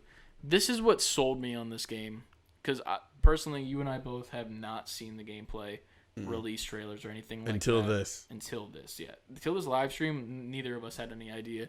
But after watching it, I think I need this, and I want to play it as soon as possible. I've never been a Battlefield guy, per se, because I always thought that it was very hard to find enemies, and, like, it was too big of an open space. But with the amount of players that you have in this big open space, I feel like it's a lot more fun looking. Oh, yeah. And then with the addition of the grappling hook to, like, get to higher places. It just makes every game better. Everything adds that grappling hook. Yeah, and we'll get to that back in a second as well. But yeah, this looks like a fucking great time with just everything. There's so much to do. Yeah. It almost looks like a battle royale with the smoke coming in from the side. Yeah. It seems like it might be. Like, it might push you in closer to the center, maybe. Because, like, if you look at the bottom left of the screen, it has, like, the two teams, like, how many kills they have each. It's almost like the 50v50 game mode that Fortnite has for, like, it's just multiplayer, you keep spawning in type shit. Right. But you do have a squad of 4, which is interesting as well. I'd be down to play this if anyone else is down to play. I know. It looks like a great time. I'll probably play on PC because this looks like it'd be fun on PC as well. Nicole says she's going to hop off. We'll holler at you later, Nicole. Thank you for joining us. Thanks for joining. We'll be done here soon, probably. I need to make sure that Ant can play Ratchet today. Well, Square should go quick. Because yeah, it's going to be like 2 seconds. Square is top heavy. So yeah, that's Battlefield 2042. Definitely a first day download for me. Did they have what's the date? Because this is this year, I'm pretty sure. October 22nd. October 22nd. Very, very soon. And that's a day one Game Pass, I believe, as well. So now that's Square's Guardians of the Galaxy, and that is in October. Yeah. Next. Jesus.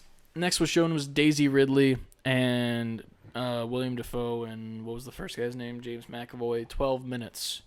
Annapurna game it's an interactive thriller, and I guess you're in a time loop, and you just got to get through the time loop. I don't know if you got to make the right decisions. I think this is the perspective of the game, though. That's weird to me, but that comes out August 19th, 21, Xbox Series X, One, and Windows 10 PC. So no PlayStation, but pretty good. It looks pretty nice.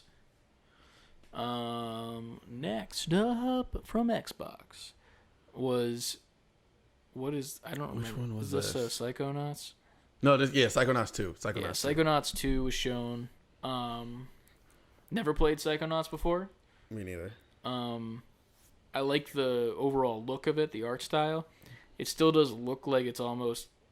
It looks like it came out right after the original game to me. Like, the textures don't look upgraded enough for me to be like, yeah, this is a next-gen title, or, like, even a PS4, Xbox One title. But, I mean, it looks like a fun, like, platforming, puzzle-solving. In this, now that we're not watching the stream, it looks way better than the stream version. It does, but... It looks smoother, but it doesn't look... It looks like maybe it was up-res from last gen or something. Yeah.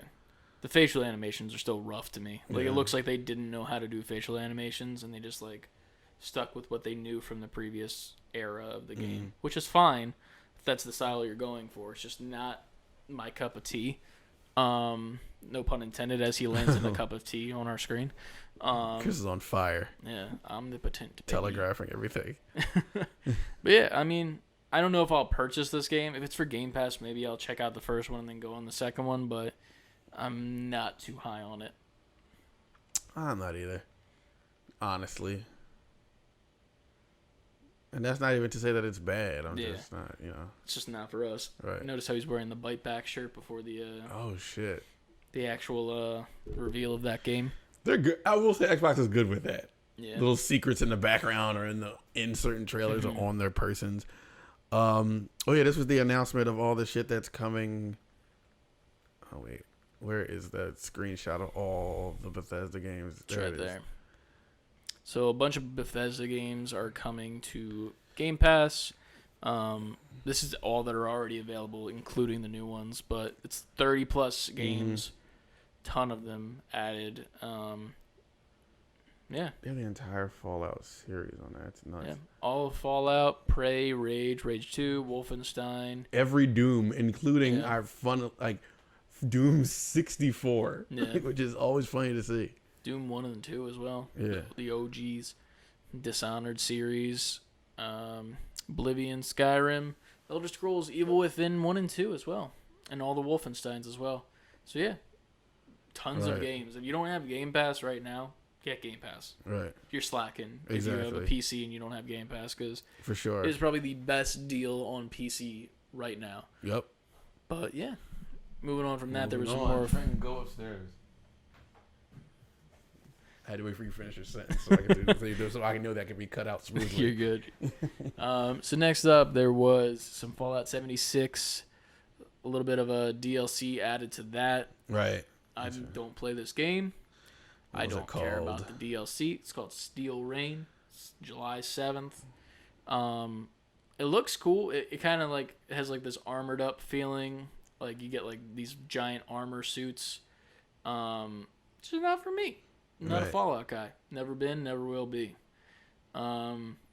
Which one was this? This is the one that I thought was a Saw game because I thought the walkie-talkie the guy was holding. Oh wait, this was still that pit thing. This was still Fallout. Yeah, so there's another Fallout thing. It looks like they're heading to Pittsburgh, Pennsylvania, but they're calling it the Pit, and it seems like there's like some monster hunting them because it drags this body off screen. Right. After it does the whole Jurassic Park screen shake, John.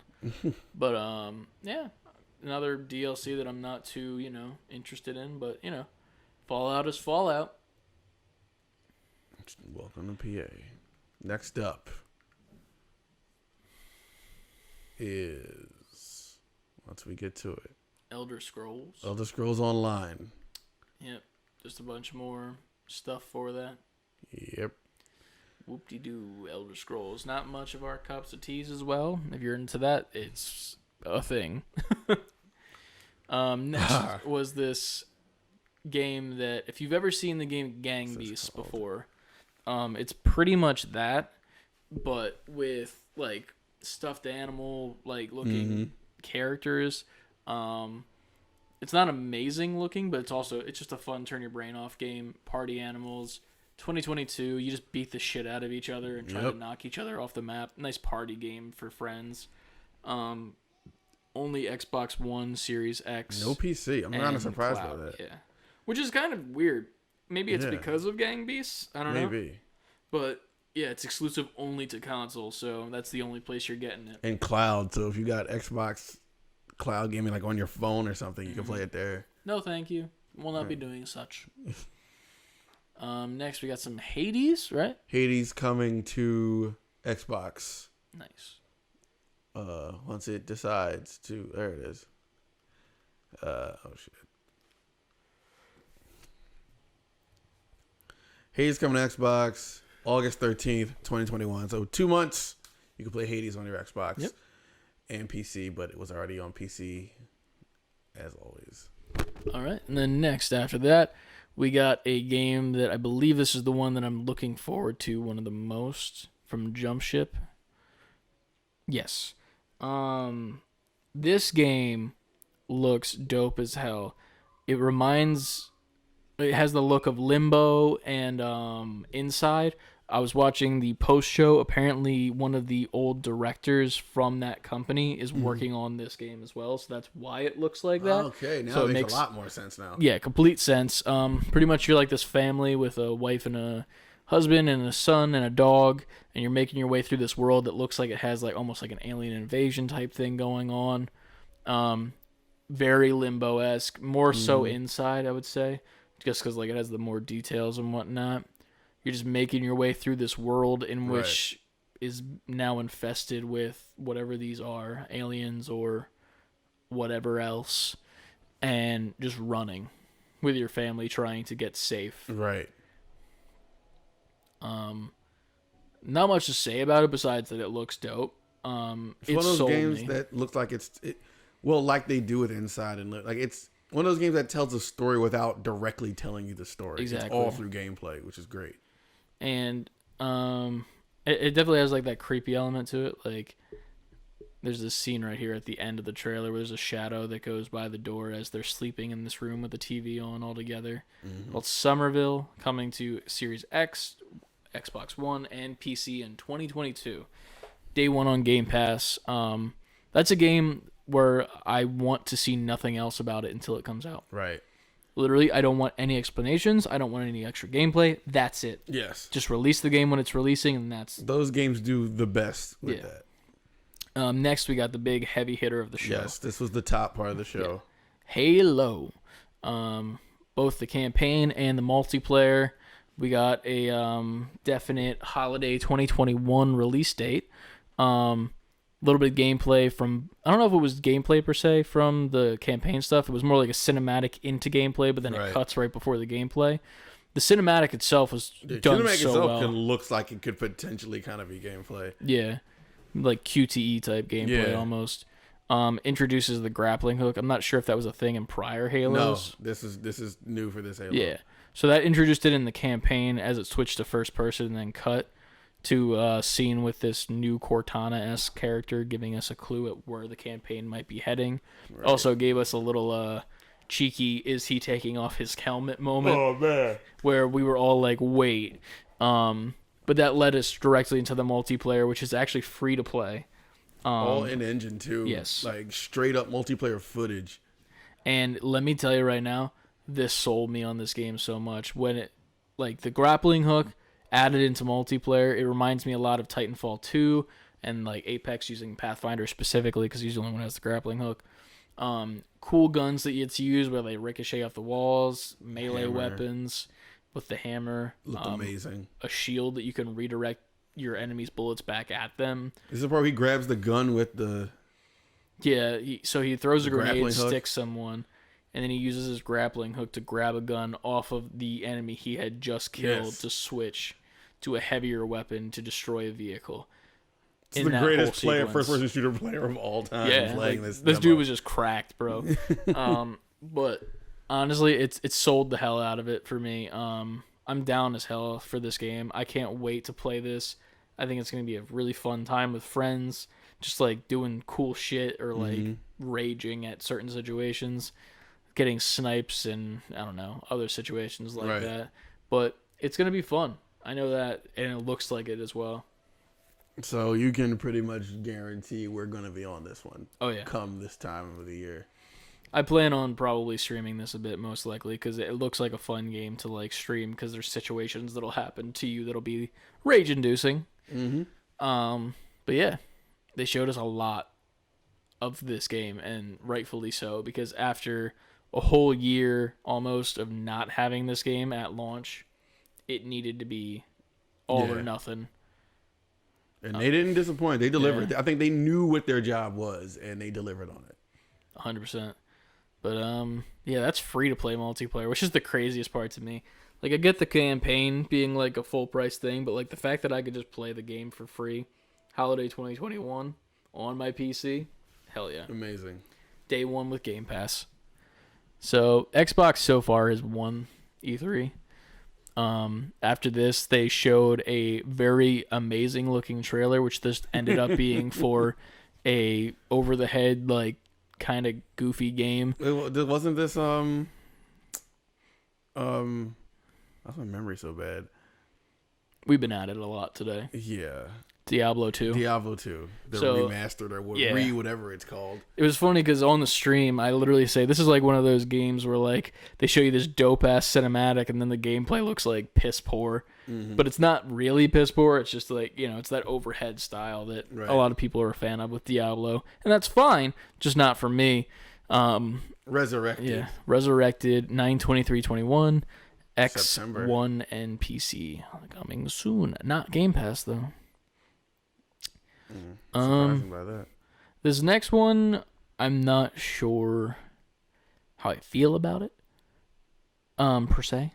It starts off with like a long hallway of like skinned animals, and then this random flood of bugs start through it, and then we cut back and forth between like the bugs and like random story elements. It's called A Plague Tale. I don't think it was bugs now. It's rats. Yeah. So there's that. That comes out 2022. Just as 2022. Yeah. No gameplay, All so I next can't really gen. say anything. But Game Pass day one. After that was more Far Cry. Yep, more Far Cry, but this was more gameplay heavily based, where it showed us a lot of the cool different weapons you can use, a jetpack and like Rocket a car launcher on with her fucking back.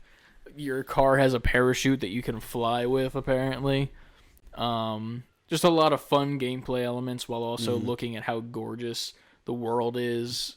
This is where the emo chicken, yeah, goth chicken with a spiked necklace and piercings goes and attacks people while you just watch it, pretty much. That's a great time, I guess. And then the dog ended the trailer with the wheelchair on the back of him and the jetpack launcher thing. Yeah, It just looks really good. It just looks fun. Yeah, it's a good time. I really can't wait for this game to come out because like not playing a Far Cry before, going to like something like this, it looks like it's gonna be a good time. Right. October 7th, 2021, Xbox One, PC, and Series X and S. Next, the Goo Boys. Slime Rancher 2. Yeah. I don't know much about Slime Rancher, but it looks like a candy store. Yeah. It is so colorful, it's insane. It looks like a gamer's wet dream when it comes to their PC's RGBs. Other than that, I mean, it looks like a nice, fun kid game. Yeah. All next gen, too. Yeah. Wiggly new adventure begins in 2022, day one on Game Pass. Xbox Series X and S and PC. But yeah, that looked fun. Next was the console launch exclusive from Foam Punch. This is a snowboarding game that looked like Steep, but it was then it was called like some edgy name like Pro Skaters or Made by Professionals or some shit like that. Made by professionals. It definitely said that too. It was like made by the people who did it. Oh, shredders. Yeah, for riders by riders is specifically what it said. The tag name. Yeah, which is funny because like this game being shown a couple days after the one sports game. Riders Republic. Yeah, Riders Republic was way more fun. Yeah, Riders Republic had this game inside of it and much more, which is very funny to me, and it makes me feel bad for the Foam Punch company that they would do this. But it's fine. It looks okay. And it says, we have a good feeling about December 2021. It doesn't say specifically December 21. We have a good feeling about it. So we'll see if it actually does come out or not. Next gen, only Xbox X and S and Xbox Cloud streaming. Yeah, so no PC for you guys. Day one Game Pass. It's fine, because y'all will all be playing Rise Republic. True. I don't remember what this is at all. That was just a horrifying image. Yeah. Atomic Heart. I do remember seeing this. It reminded me of like some like almost Bioshock-esque. Yeah. You got like like wires coming from your hand and head. Very technological with zombies and like weird mannequin type shit. Mm-hmm. Very creepy to say the least. Like it seems like overall creepy. And that comes to everything on day one Game Pass, but it didn't say when. It said play it day one. Date. No date, but you can play it everywhere on Game Pass day one, whenever day one is. After that, we got a trailer. Wasn't this that shit that Resurrected, or was it called? Was it called Resurrected? I think so. Next game, this dope-ass pixel-based game, yet again. Replaced. I'm sorry. Yes, Replaced. Replaced is the title of this game. This looks so fucking cool. The way the camera moves while you're fighting. Is it platforming too? I didn't notice that at all. Yeah, at one point he was like jumping off like the side of a building. Yeah, because there was the yellow bars. Like grab the yellow. Remember, they like, grab the yellow stuff. But it's like platformer shooter game with melee combat involved as well. really cool camera movements while you're fighting. Mm-hmm. Cool gunplay, cool enemy design. Overall, it looks really dope. And that's 2022, so it's a bit of a ways out. Windows 10. Specific 2020, just as 2022. Yeah. So we got a little bit of time to wait for that, but it's day one on Game Pass, and if you have Windows 10, you can play it, and I will be doing so. What we got next was... this is that more DLC for the... Shroom of Doom for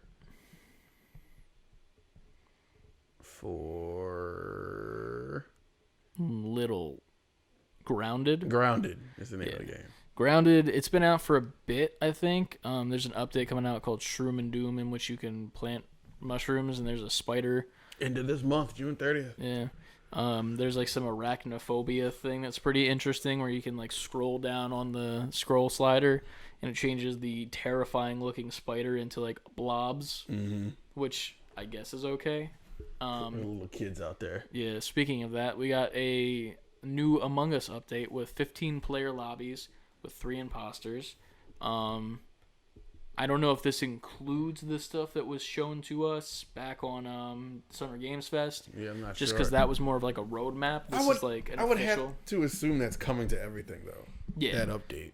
It'll end up coming to everything. I just don't know if this is the same update, Right, if that right. makes sense. Like, this one just looks like you can play with more people coming soon to everything, obviously.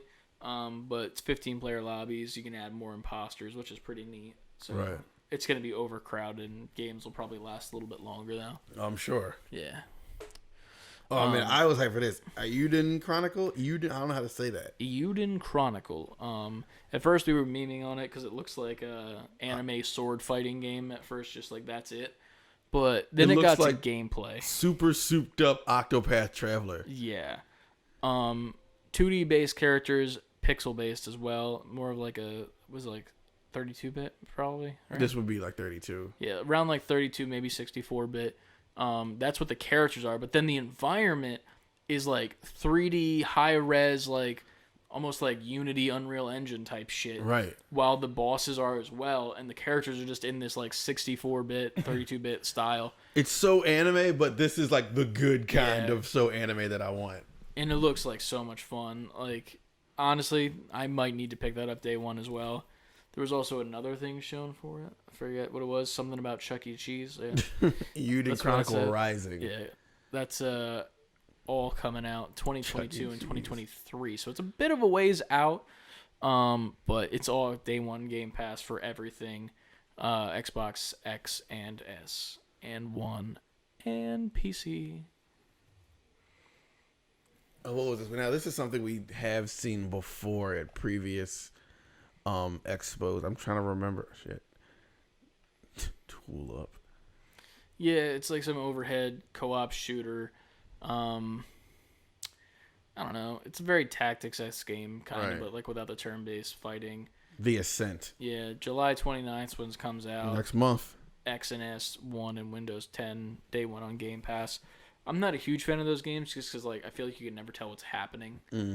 At least when you're watching it, but I don't know. It's just not for me. Oh, this is Flight Simulator. Yes. I don't think it is. It's not? I thought that's what this was. No, this is the one where it's like it's a really cool cinematic. Oh, it's a thing of thing. Yeah, this is another thing that I like randomly said. I was like, oh, it's real. This is like actual video, and then like they show like animation on top of the actual video, and then it was Age of Empires. Like that's what it was. Age some random shit. I don't know if there's anyone out there that likes Age of Empires that are listening to the show, but if you are, let us know why. Because I don't get it. I don't understand these games or the mass appeal of them. They're just not my cup of tea. That's my constant quote. Age of Empires 4. That's a thing. October 28th this year. Only on Windows 10. October is stacked. Yep, and day one Game Pass as well. Luckily, these are all day one Game Pass, so if you don't want to waste a lot of money, you can just use your Game Pass. You can jump in and try it out. Yeah, and then if you don't like it, you can uninstall it right away. It's nice. It's a good time. What do we have here? It's a flower. Oh, this was that game. Oh, this is on Outer Worlds. Oh, yeah. 2. Outer Worlds 2 had a really cool meta trailer where they talked about like things happening in game trailers that always happen, like slow motion shot that's unnecessary with rocket boots in slow motion to make it look cool. Yeah, and like a character that won't actually end up in the game and like shit like that. And then a slow shot with lens flares and the wow sound, like shit. Like they memed on the game industry in a very Devolver-esque way, right? To just announce that Outer Worlds 2 is coming, which is pretty neat. Honestly, I don't know if any of this will actually be in the Outer Worlds game then, because they the way they did the trailer. Yeah, so that's cool. I've heard good things about Outer Worlds 1. I know a lot of people are hype on that, so it's cool to see Outer Worlds. It almost feels like Outer Worlds 1 just came out for me. It does. But it feels that way. It definitely was been out for years. 2-3 years now? Yeah. So the second one's on its way. It had a very creepy moon logo that was like, what? But that's I'm sure he's Xbox a character Series in the game that I don't X know about. and 10 for Windows. So next gen exclusive and on day Xbox. One Game Pass as well. Next. It's a nice little quick rundown for you guys. Xbox had a nice beefy show. Like it says a lot that they were this consistently good, bro. Yeah. They had like the longest one. They didn't show anything bad. So next was the Flight Simulator.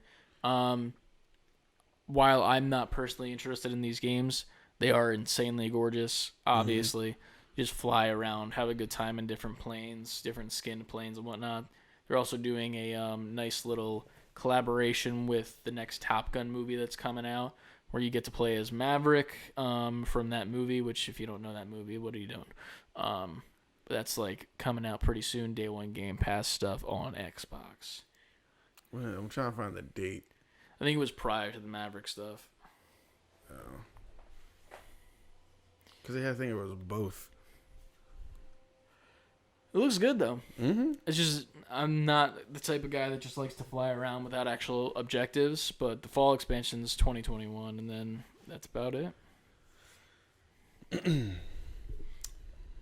Next up, we have. I think it's Forza next.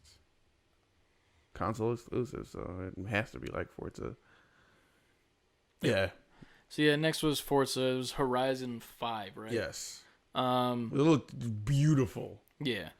I'm not much of a racing game guy, but like this made me want to play this. If you haven't caught on yet, Chris is not a video games guy. No, it's just very specific games. Like racing, I'm not a fan of.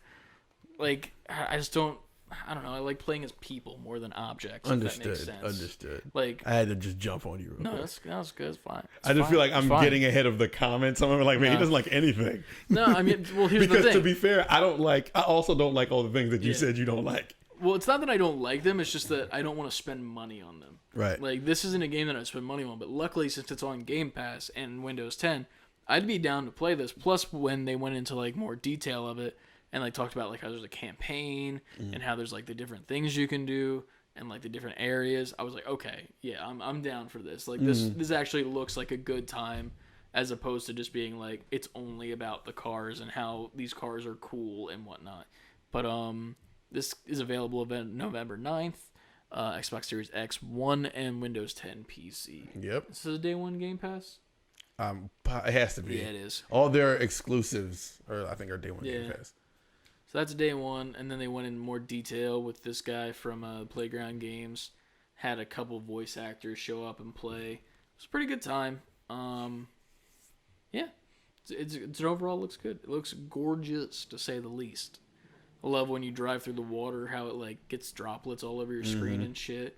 It features like a mural from like an actual real life artist in one of the areas. So many landmarks around. Yeah. Hell yeah, whatever this mode was. It's like a playground mode where you like can play like different like mini games and shit. Like there's one where it's bowling. Like this would be fun. Have us all on and play this. You like hit like jump pads and shit, and whoever gets the most points by hitting the most pins down wins the game, I assume.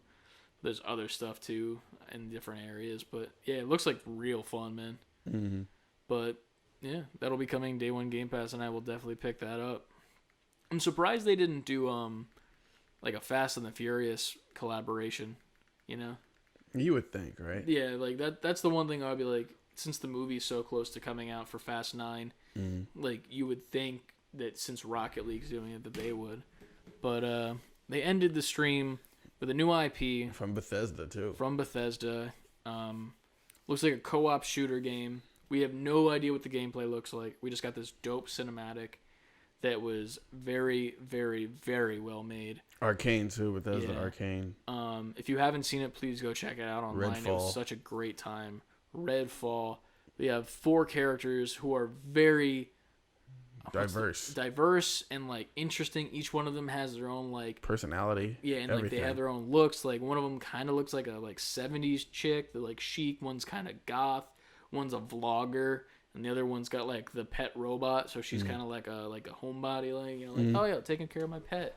But it starts off in the world where they're fighting these creatures. They each have like powers that are magical. They start displaying their powers as they fight whatever these creatures are. Yeah, and the weird thing is that I didn't expect when it was coming is they're fighting regular people here.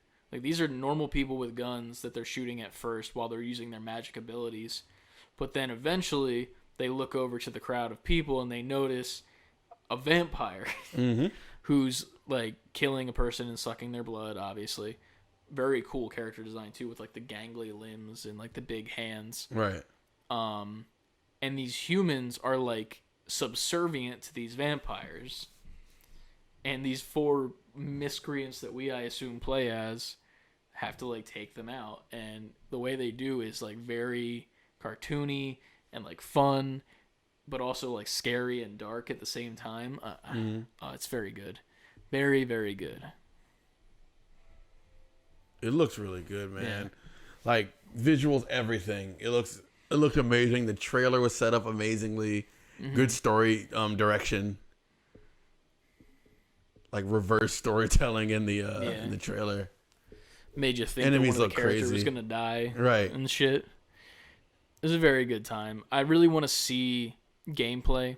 Obviously, we didn't get any of that now because it was just the announcement of the actual, this is a game that exists that will be coming at some point. But overall, it gave me a very big high hope for what this is going to end up being. Exactly. As a new IP, summer next year, next gen exclusive, and Windows 10. And Game Pass first day. Game Pass, yeah. So, hell yeah. A lot of us in the Twitch chat, if you were there, we were excited for this. This is probably the biggest thing today, maybe, except for what we'll get to in a second with the next people. But, yeah, man, that was pretty much Microsoft. They definitely had the best overall consistent show. Right. While I didn't want to play everything looked good. Yeah. And there was something there for literally everybody. And like even if there were games that I didn't want to play, I wouldn't be mad if I played them, if that makes sense. Right, Like I would not be mad if I was like, "Oh yeah, I'm playing Forza or I'm playing this Animal Party game." But yeah, fun time, man. Xbox really showed up. They showed up with Halo. They showed up with the beginning of the stream with words and stuff and things. Yeah. Next to Square-Enix. We're going to move on. 1 second. Oh, wait. Here it is. So, Square-Enix, they kind of fell into the same trap that... Who did it previous? Was it Ubisoft where they like started hot and they like fell off? Kind of, yes. So, they did the same thing, in my opinion. They started with the rumored Guardians of the Galaxy. Which was... amazing. Yes. Looking. We were assuming that it was going to be an Avengers type game, to the point where CLD was memeing on me and how much I don't really like Avengers. But it turns out it's a single player game and it looks fucking awesome. You play as Peter the whole time, as Peter Quill, Star-Lord, and you literally make decisions in real time in game, like a Telltale game, with the gameplay of a Final Fantasy, like Devil May Cry almost, while also using your teammates, like with the other Guardians, like forcing them to do other attacks and shit. And I don't even know what to say. Like, I didn't expect this. Right. And it was the best thing I've ever seen at E3 right now. An action-adventure RPG in every sense of the word. Oh, yeah. You're making real-time decisions, like Chris just said, with your teammates, but also it's just super action-packed. like the mechanics when fighting. I related it to like Final Fantasy, the action Final Fantasy games, not the turn-based ones. Mm-hmm. Final Fantasy meets Devil May Cry in a way. It's super impressive how they tied in all those mechanics from those different games into, but it also make sense in this world. The crazy part to me is that after we got the initial trailer, we actually got like 10 to 15 minutes of actual gameplay, which was a shock. Yes. Like, to start the show like this. There's some characters that you're familiar with that show up, like Mantis from the movies, along with some others, like the main villain that we don't really know. I don't at least know. But, yeah, man. There's literally nothing bad I can say about this whole entire trailer. Nah, and it was a lengthy trailer. Yeah. I mean, a lengthy presentation, I should say. But yeah. Do we have anything, like, release date for this at the end? I know we're going to have to scroll a bit for that. October 26th, 2021. And it's already, I just got an alert, it's already up for pre-order. So it was perfect timing for us to be talking about this. Yeah, and I think there was like pre-order bonuses. I want to go back to that screen at some point and talk about that because I want to get the one with the art book. I saw that one, and that one looked interesting to me. The fact that it's October 26th to me was the most impressive thing. Mm-hmm. I was like, wow, the turnaround for this. To be fair, the gameplay incredible. looks hella polished, so I'm not surprised in that sense. But I'm more surprised that like we just found out about it through like the leak, right? And it's just ready, which is like, I don't know, like how long have they been working on this? So pre-order content that you get for just a regular pre-order, I guess, is the throwback Guardians outfit, which is I love. To be fair, I think the only one that actually looks, there's two that look throwback, the other two don't. Or three rather. So Star-Lord looks perfectly like the comic version of Star-Lord prior to the movie coming out. Gamora the same, and so does Drax. Groot just looks like Groot from the movie, kind of, actually, more so than anything. And then Rocket's wearing a suit. And shades. And shoes. Which I don't remember that from the comics. They normally all wear the same exact outfit as Star-Lord. It's like that red and blue, like, almost like we're a team type suit. But that's what you get for your regular pre-order, which looks amazing. And then after that, there's more that you can get. In a second. It's the like Cosmic Deluxe Edition. Yeah. You get the full game in a nice like giant sleeve, a steelbook case which looks great, mini art book, the hits. Oh, that is a digital download soundtrack. That sucks. I thought it was a physical one. Maybe it's not that cool. But you get the City Lord outfit and the Sun Lord outfit, which are little variations on the outfits. One's sleeveless and one has sleeves. That's about the only difference I can see. But yeah, man, 10 out of 10 buying this. It's PS5, PS4, Xbox Series X, and Xbox One. So it's not necessarily next gen per se, but it looks like a fun time. For sure. And you can tell with all of the hate that they got for Avengers, because while there is some good things that people like Avengers, there are a lot of people that don't. They took that and then were like, okay, well, we're going all in on this. Right. In the same way that Marvel Studios did with the movie, like almost to me. Like, it came out of nowhere. Like, the Marvel movie came out of nowhere and was like one of the best that we got. Now this came out of nowhere and it looks like one of the best Marvel games we're going to get. For sure. Besides Spider-Man, you can't do anything better than Spider-Man. They put all their chips out there and they were like, no, we're going to double down and do right by this shit. Yeah. And they did. Speaking of putting all their chips out there, everything after this was kind of meh. No offense. I'm noticing there's a reason why they spent almost half the presentation on just this, because that was almost 20 minutes of that game, and the presentation is only 46 minutes. Yeah. So after that, they showed off a mobile version. Final Fantasy 1 through 6 is coming to mobile and Steam. And the thing is, I didn't understand this. To be fair, we had someone in the chat, Nicole from Adulting Life. She was saying how in Japan, mobile gaming is a very big thing. So I guess this isn't mainly for us, maybe. Like, for us, I don't understand mobile gaming as like a popular thing as of this point. But maybe other places of the world, it's big, and that's why this is going to sell. It is definitely big in Japan. Yeah. But this looks like something like... Look at all the years for the copyright, Jesus. Right. But why isn't this on Switch? It's a great question. That lends itself to Switch so much. So, maybe it'll come. Either that or you have to play it on the Steam Pal when that comes out. Steam Pal. But next after that was Legend of Mana. Yes. Looks good. I mean, I've never played this series before. I don't understand why they do this thing where they have like the hella actual anime like cutscenes and then like they show the gameplay and it's nothing close to what it is. Right. Because I'm just like, I don't think it's false advertising per se, but it's also like you're not showing me what I'm getting, so don't show that to me. Same thing that came with like the Age of Empire stuff. Like, don't do that. But that's available June 24th, 2021. Switch, PS4, and Steam, which obviously it makes sense on Switch the most probably. Right. After that, Want to decide. Avengers DLC was shown. The main thing that I saw during this whole entire DLC was the amount of skins they're adding.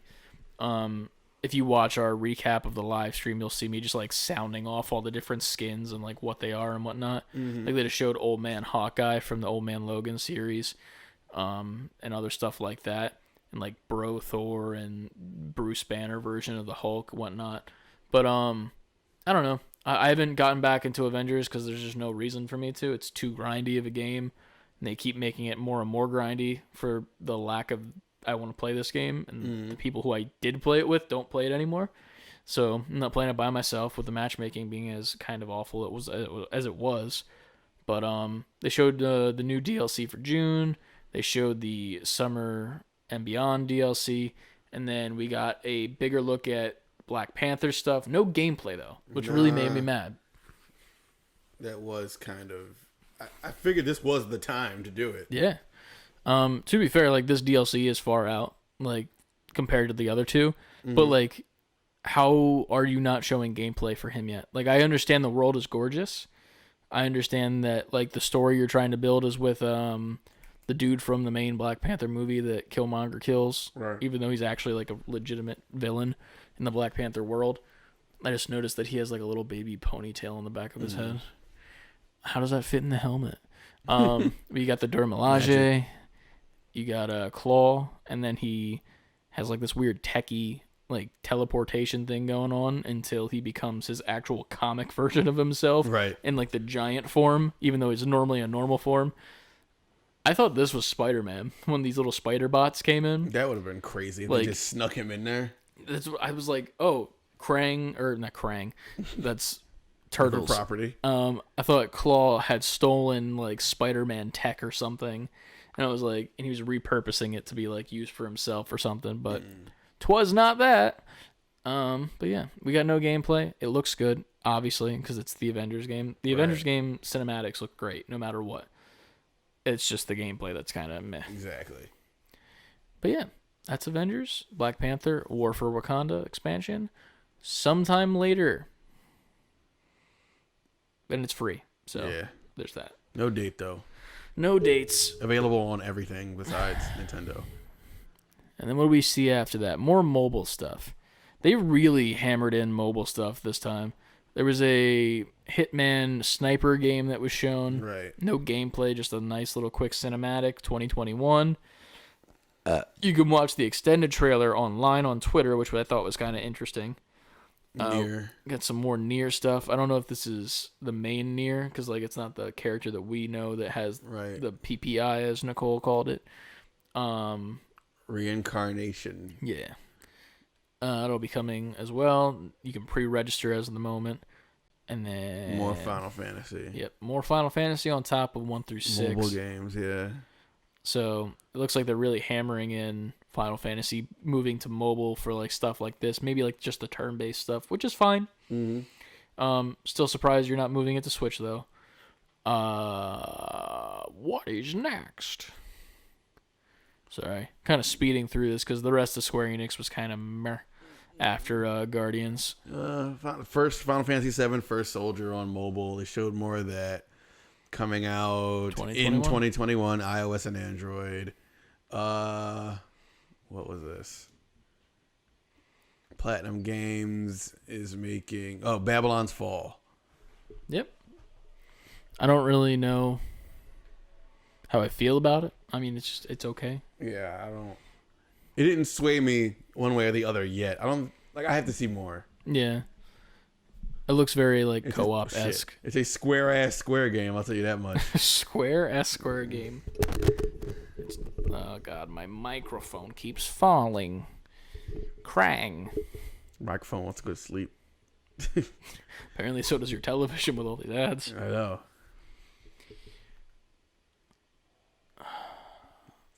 Did we get any kind of date or anything? Nope.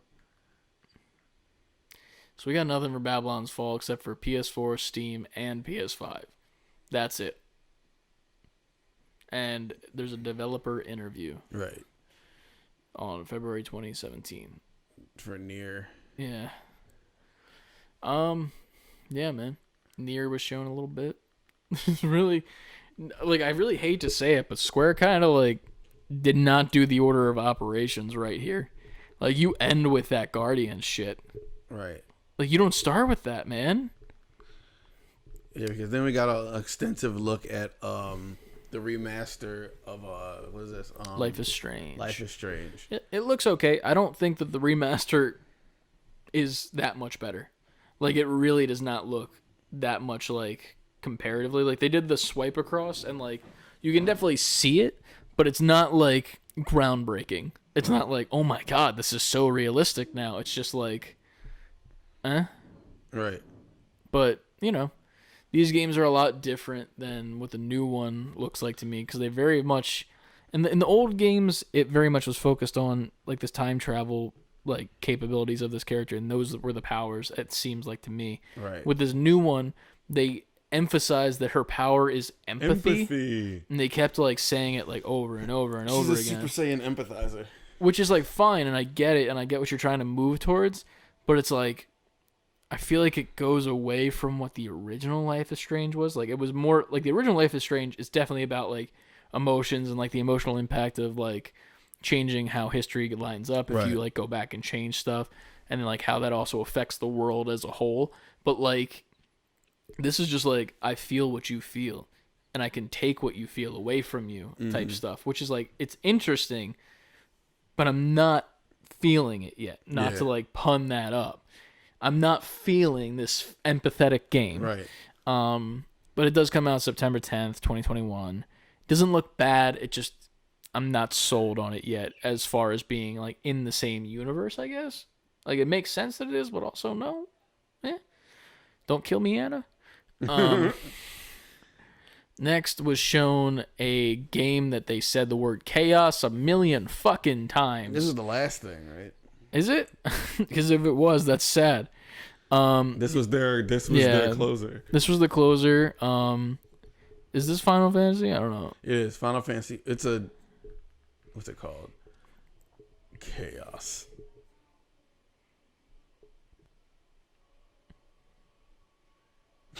Chaos. We literally, I forget what it was. It was like towards the beginning of it. I said, take a shot every single time they say chaos. And then proceeding after that, they said it about like 10 times. Strangers of Paradise Final Fantasy Origin is the full name. Gameplay looks good, though. It looks like a nice, fun, like, action time. Final Fantasy game. And it's coming in 2022. Fuck. Hitting the wrong button. But it doesn't look bad per se. The writing sounds hella like garbage in my opinion. PS5, PS4, Xbox Series X, Xbox One, and PC. Yep. Obviously, I don't think that's going to come to Game Pass, considering that it's also for PS5 and PS4. Normally, you don't do that. Super team up too. Both. Square, Koei Tecmo, and Team Ninja all making this game. It looks good. I just the writing. I'm also thinking like this is probably one of those games where it's like it was written in Japanese, and then like the translation didn't necessarily go that well in like the translation process. Kind of like with some like the Dragon Ball old shows, like the translation would sound weird if you just did a direct translation. But there is a demo soon coming to PlayStation 5 exclusively, it looks like, which is weird considering it was on the same day of Xbox's conference that they would say is only coming to PS5. Right. But yeah, that was Square's conference. They showed some more of the stuff from Final Fantasy Integrate and whatnot, but the thing was they showed that prior to the actual event in like the pre-show, so it didn't really matter when they showed it here. So this was already shown even for like the other stuff. Right. And then they just did their normal recap, but they really did a really bad order of operations, and that's it. They should have started with Guardian. Not started. They should have ended with Guardians because people would have been like loving that. You start with. They would have been like, you stuck the landing. Yeah, I feel like if they started with the Final Fantasy action game, and then like moved into like a little bit of Forspoken stuff, maybe like just show the gameplay again, which we didn't even actually get in the show. Like we only got that in the ending, that like Forspoken is a thing that exists. But that was about it, man. So Square, not terrible, but better than Gearbox. I'll say that much. I'll give it to Square. You spent the most time on the thing you should have spent the most time on. Yeah, just not at the right time. Right. And then you made us think there was more, and then there wasn't. You said thank you, goodbye. I think they expected a bigger reception from that Final Fantasy Origins game. And while it is brand new and it's a collaboration between 3 different studios. So yes, on paper that looks like this should be the best. This should be the groundbreaking, the world stops thing. Mm-hmm. But I think you should have put the thing you had at the end in the beginning and the thing at the beginning at the end. Yeah. If you switch those two around, I feel like that's a completely different presentation. And at the end of it, we're so fucking hype. Right. And we're loving on Square the whole time. Like, as of that point, I'm forgetting almost everything that Xbox showed. Because I'm just like, oh my god, I'm so hype on Guardians. But Guardians looks the best out of everything. Definitely. Yeah. All right. So that's the recap. It's been a time. This is going to be a long episode of a podcast on Thursday night. It might be our longest episode. Yeah. But also our least podcast episode. Yeah, because it won't be as hands-on, like mixed in a way. It'll go in order of the shows, but just know that this podcast version is going to be a little like, we're talking about this, then we're talking about this, then we're talking about this, and there probably won't even be a formal ending to it. True. Or a formal intro. We'll do a formal. I have an idea. We'll do a formal intro as like a meme when we come and do like the Tuesday. Okay, all right. We're like, hey, welcome to the podcast, and then welcome to the E3 either way wrap up podcast. For the video version of this podcast and the actual audio version, I'm gonna throw it to Chris in the future and Ant in the future at the Nintendo conference for the wrap up of both what happened on Monday and on Tuesday, and probably also the intro and the intro as well. But we'll toss it over to them now. And now we're back to the Twitch audience, if anyone's actually here. Thank you for watching. Thank you for Nicole, CLD, for stopping by. Appreciate you guys, man. I don't know if anyone's still here. It's fine if not, because it's a busy Sunday for people. Yeah, I doubt you would have sat with us. I mean, we appreciate if you did. Yeah, it was a long day. Sat with us for 5 hours. Yeah. So we're going to go offline right now, figure out what the hell we're doing for YouTube content. Maybe I just upload the streams for this week, and we just wait for gameplay until next week. That is the content. That's why I said bear with us on the gameplay, because you're about to get a bunch of other shit. So you'll get some content either way. If you have a problem with it, then get the fuck out of here. How could you?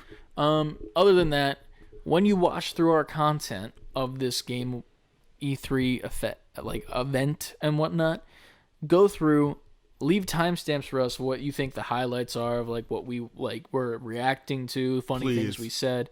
We're going to be doing the same, obviously, but it would be nice if we had some help along those lines. We're going to make a nice highlight video next week. The week where episode 37 comes out is probably when it'll be released, where it's just clips and highlights of the E3 weekend and funny moments and us just like shooting the shit throughout the event. For sure. But that'll be a while from now, so if you guys got some time to, hook us up with some funny clips and shit. Probably have some clips of us talking about that lady's pants a couple times, to be honest. But other than that, that's been day 2 of E3. I'm ready for food because I'm starving. I'm going to pick something up on the way home and gorge myself. Man. And you know what? This was my first time doing something like this, like twitching and reacting live. And twitching. I have a newfound respect. I always had respect for the people who've done this year after year. Yeah. Because it does take a lot of focus. And I'm having a great time. Don't get me wrong. I just see what all goes into it now. Yeah. And I have an even bigger respect for the people who had to do this, like all the outlets who have to do that in person when E3 was a place you had to go to. Yeah, man. And y'all had to report on it in the moment, live. In person, running around, coming back. That's a lot, man. Yeah. But we're happy to be in this space. Yeah. And who knows? Maybe next year E3 will be there. Never know. Hey, man. Manifest it. Let's manifest ourselves actually having to physically go. True. And then running back to like a hotel room to do stuff. Hey guys, we're here. Right. We just come back. Every single presentation starts with us sweating. Like, yeah, so we just got back from the Yo, conference. Nintendo was lit, bro. Yeah. By the last presentation, we're just like, all right, now What happened? right. But yeah, Make it happen. We're gonna be you doing guys. Yeah, like, share the video. Follow our Twitch. We'll be going live tomorrow, probably around 5:00. Hopefully, for it's Bandai tomorrow. Tomorrow is Capcom. Tomorrow's Capcom, and then Bandai and Tuesday Nintendo is Tuesday. Okay. Cool. We'll be doing that tomorrow, and then Tuesday we'll be going live in the middle of the day for Nintendo. Please watch Nintendo, because that's probably going to be the highlight of everything. I feel like they need to show up with some banger shit. Yeah, and if they don't, it's going to be sad. Like, here's the thing. They can't be worse than Gearbox. No, they can't. Gearbox really fucking disappointed everybody this year. Nintendo's biggest competition right now is Microsoft. Yeah. I think they could definitely knock it out of the park and maybe get past them, but I don't know. I think they can, but Microsoft has potential to win. They win. E3. I think they win no matter what. Even if Nintendo was like, hey guys, we got the rights to Crash and we're making Crash, or like any random shit that was like out of left field, like some stuff that never would happen, like, hey guys, we got the rights to Dragon Ball Z, Goku's in Smash. Like, they still wouldn't win compared Nintendo to Xbox. Would have to, every announcement would have to be like, they would have to have Zelda Breath of the Wild 2, Mario Odyssey 2, WarioWare, Metroid Prime 4, Mario Kart 9. They would have to be hitting like that, and to be like, oh shit, now it's a fight. Xbox, I think, wins by default this year, and like nothing that Nintendo can do, I don't think will surpass it, and that's just my prediction now. Okay. I don't know what my prediction is, but I want Nintendo to put up a fight. That's what I want. I want them to put up a fight, but still lose. Because they still will lose. Now I wish Sony was here doing their thing. Dude, if Sony was here, they would just come in like, hey guys. But I don't know, because Sony, they would have to, like, even though we know God of War is pushed off, it would have the gameplay of Ragnarok at this point. They'd have to have that. I think they already went a deep dive with Horizon. What else? They'd have to Kira, which we already got gameplay. Oh yeah, I guess they would have to Kina show or whatever. Kina, yeah. But what else could Sony show? Because they have nothing on the docket. It would have to be all left field, like shit that we do not know is coming. Spider-Man. Yeah, it had to have Spider-Man 2. I think that's at the next Sony Direct, like at the next. Do you think it's at the State Game of Awards? Play. I think it's at the next State of Play, whenever that is. I think that's in between the Game Awards and now. And I think at the Game Awards we get gameplay for the next Spider-Man. I think we get announcement, cinematic, like quick, easy, no problem, gameplay at Game Awards.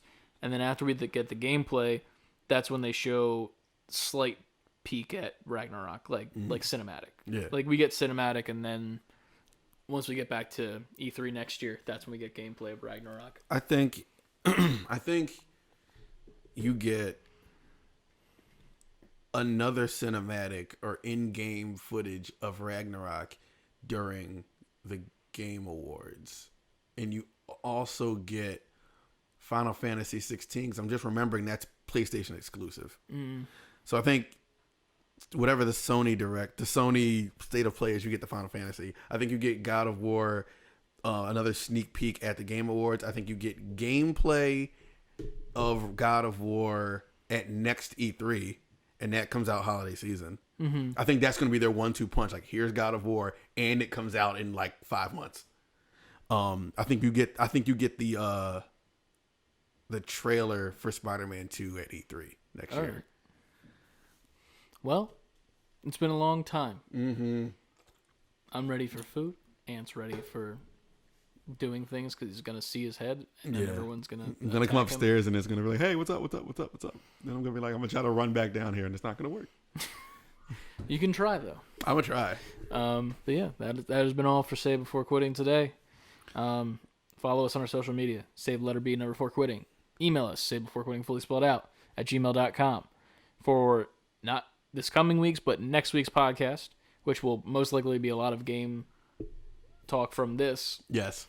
Either way, so we're gonna have 2 weeks of just talking about this stuff, but we'll have more time to sit on it and stew. For sure. But yeah, that's it. Thank you for all involved. Even if you're watching this post-recording, post-live, thank you. Thank you for watching this 5-hour video. It's not going to be a 5-hour video. It's going to be chopped up. It's fine. Yeah. All right. Just remember to always save before quitting. Cool. And I'm going to go end the stream for you Twitch people that are not here. Yeah, we're about to go quit life now. Yeah. Jesus.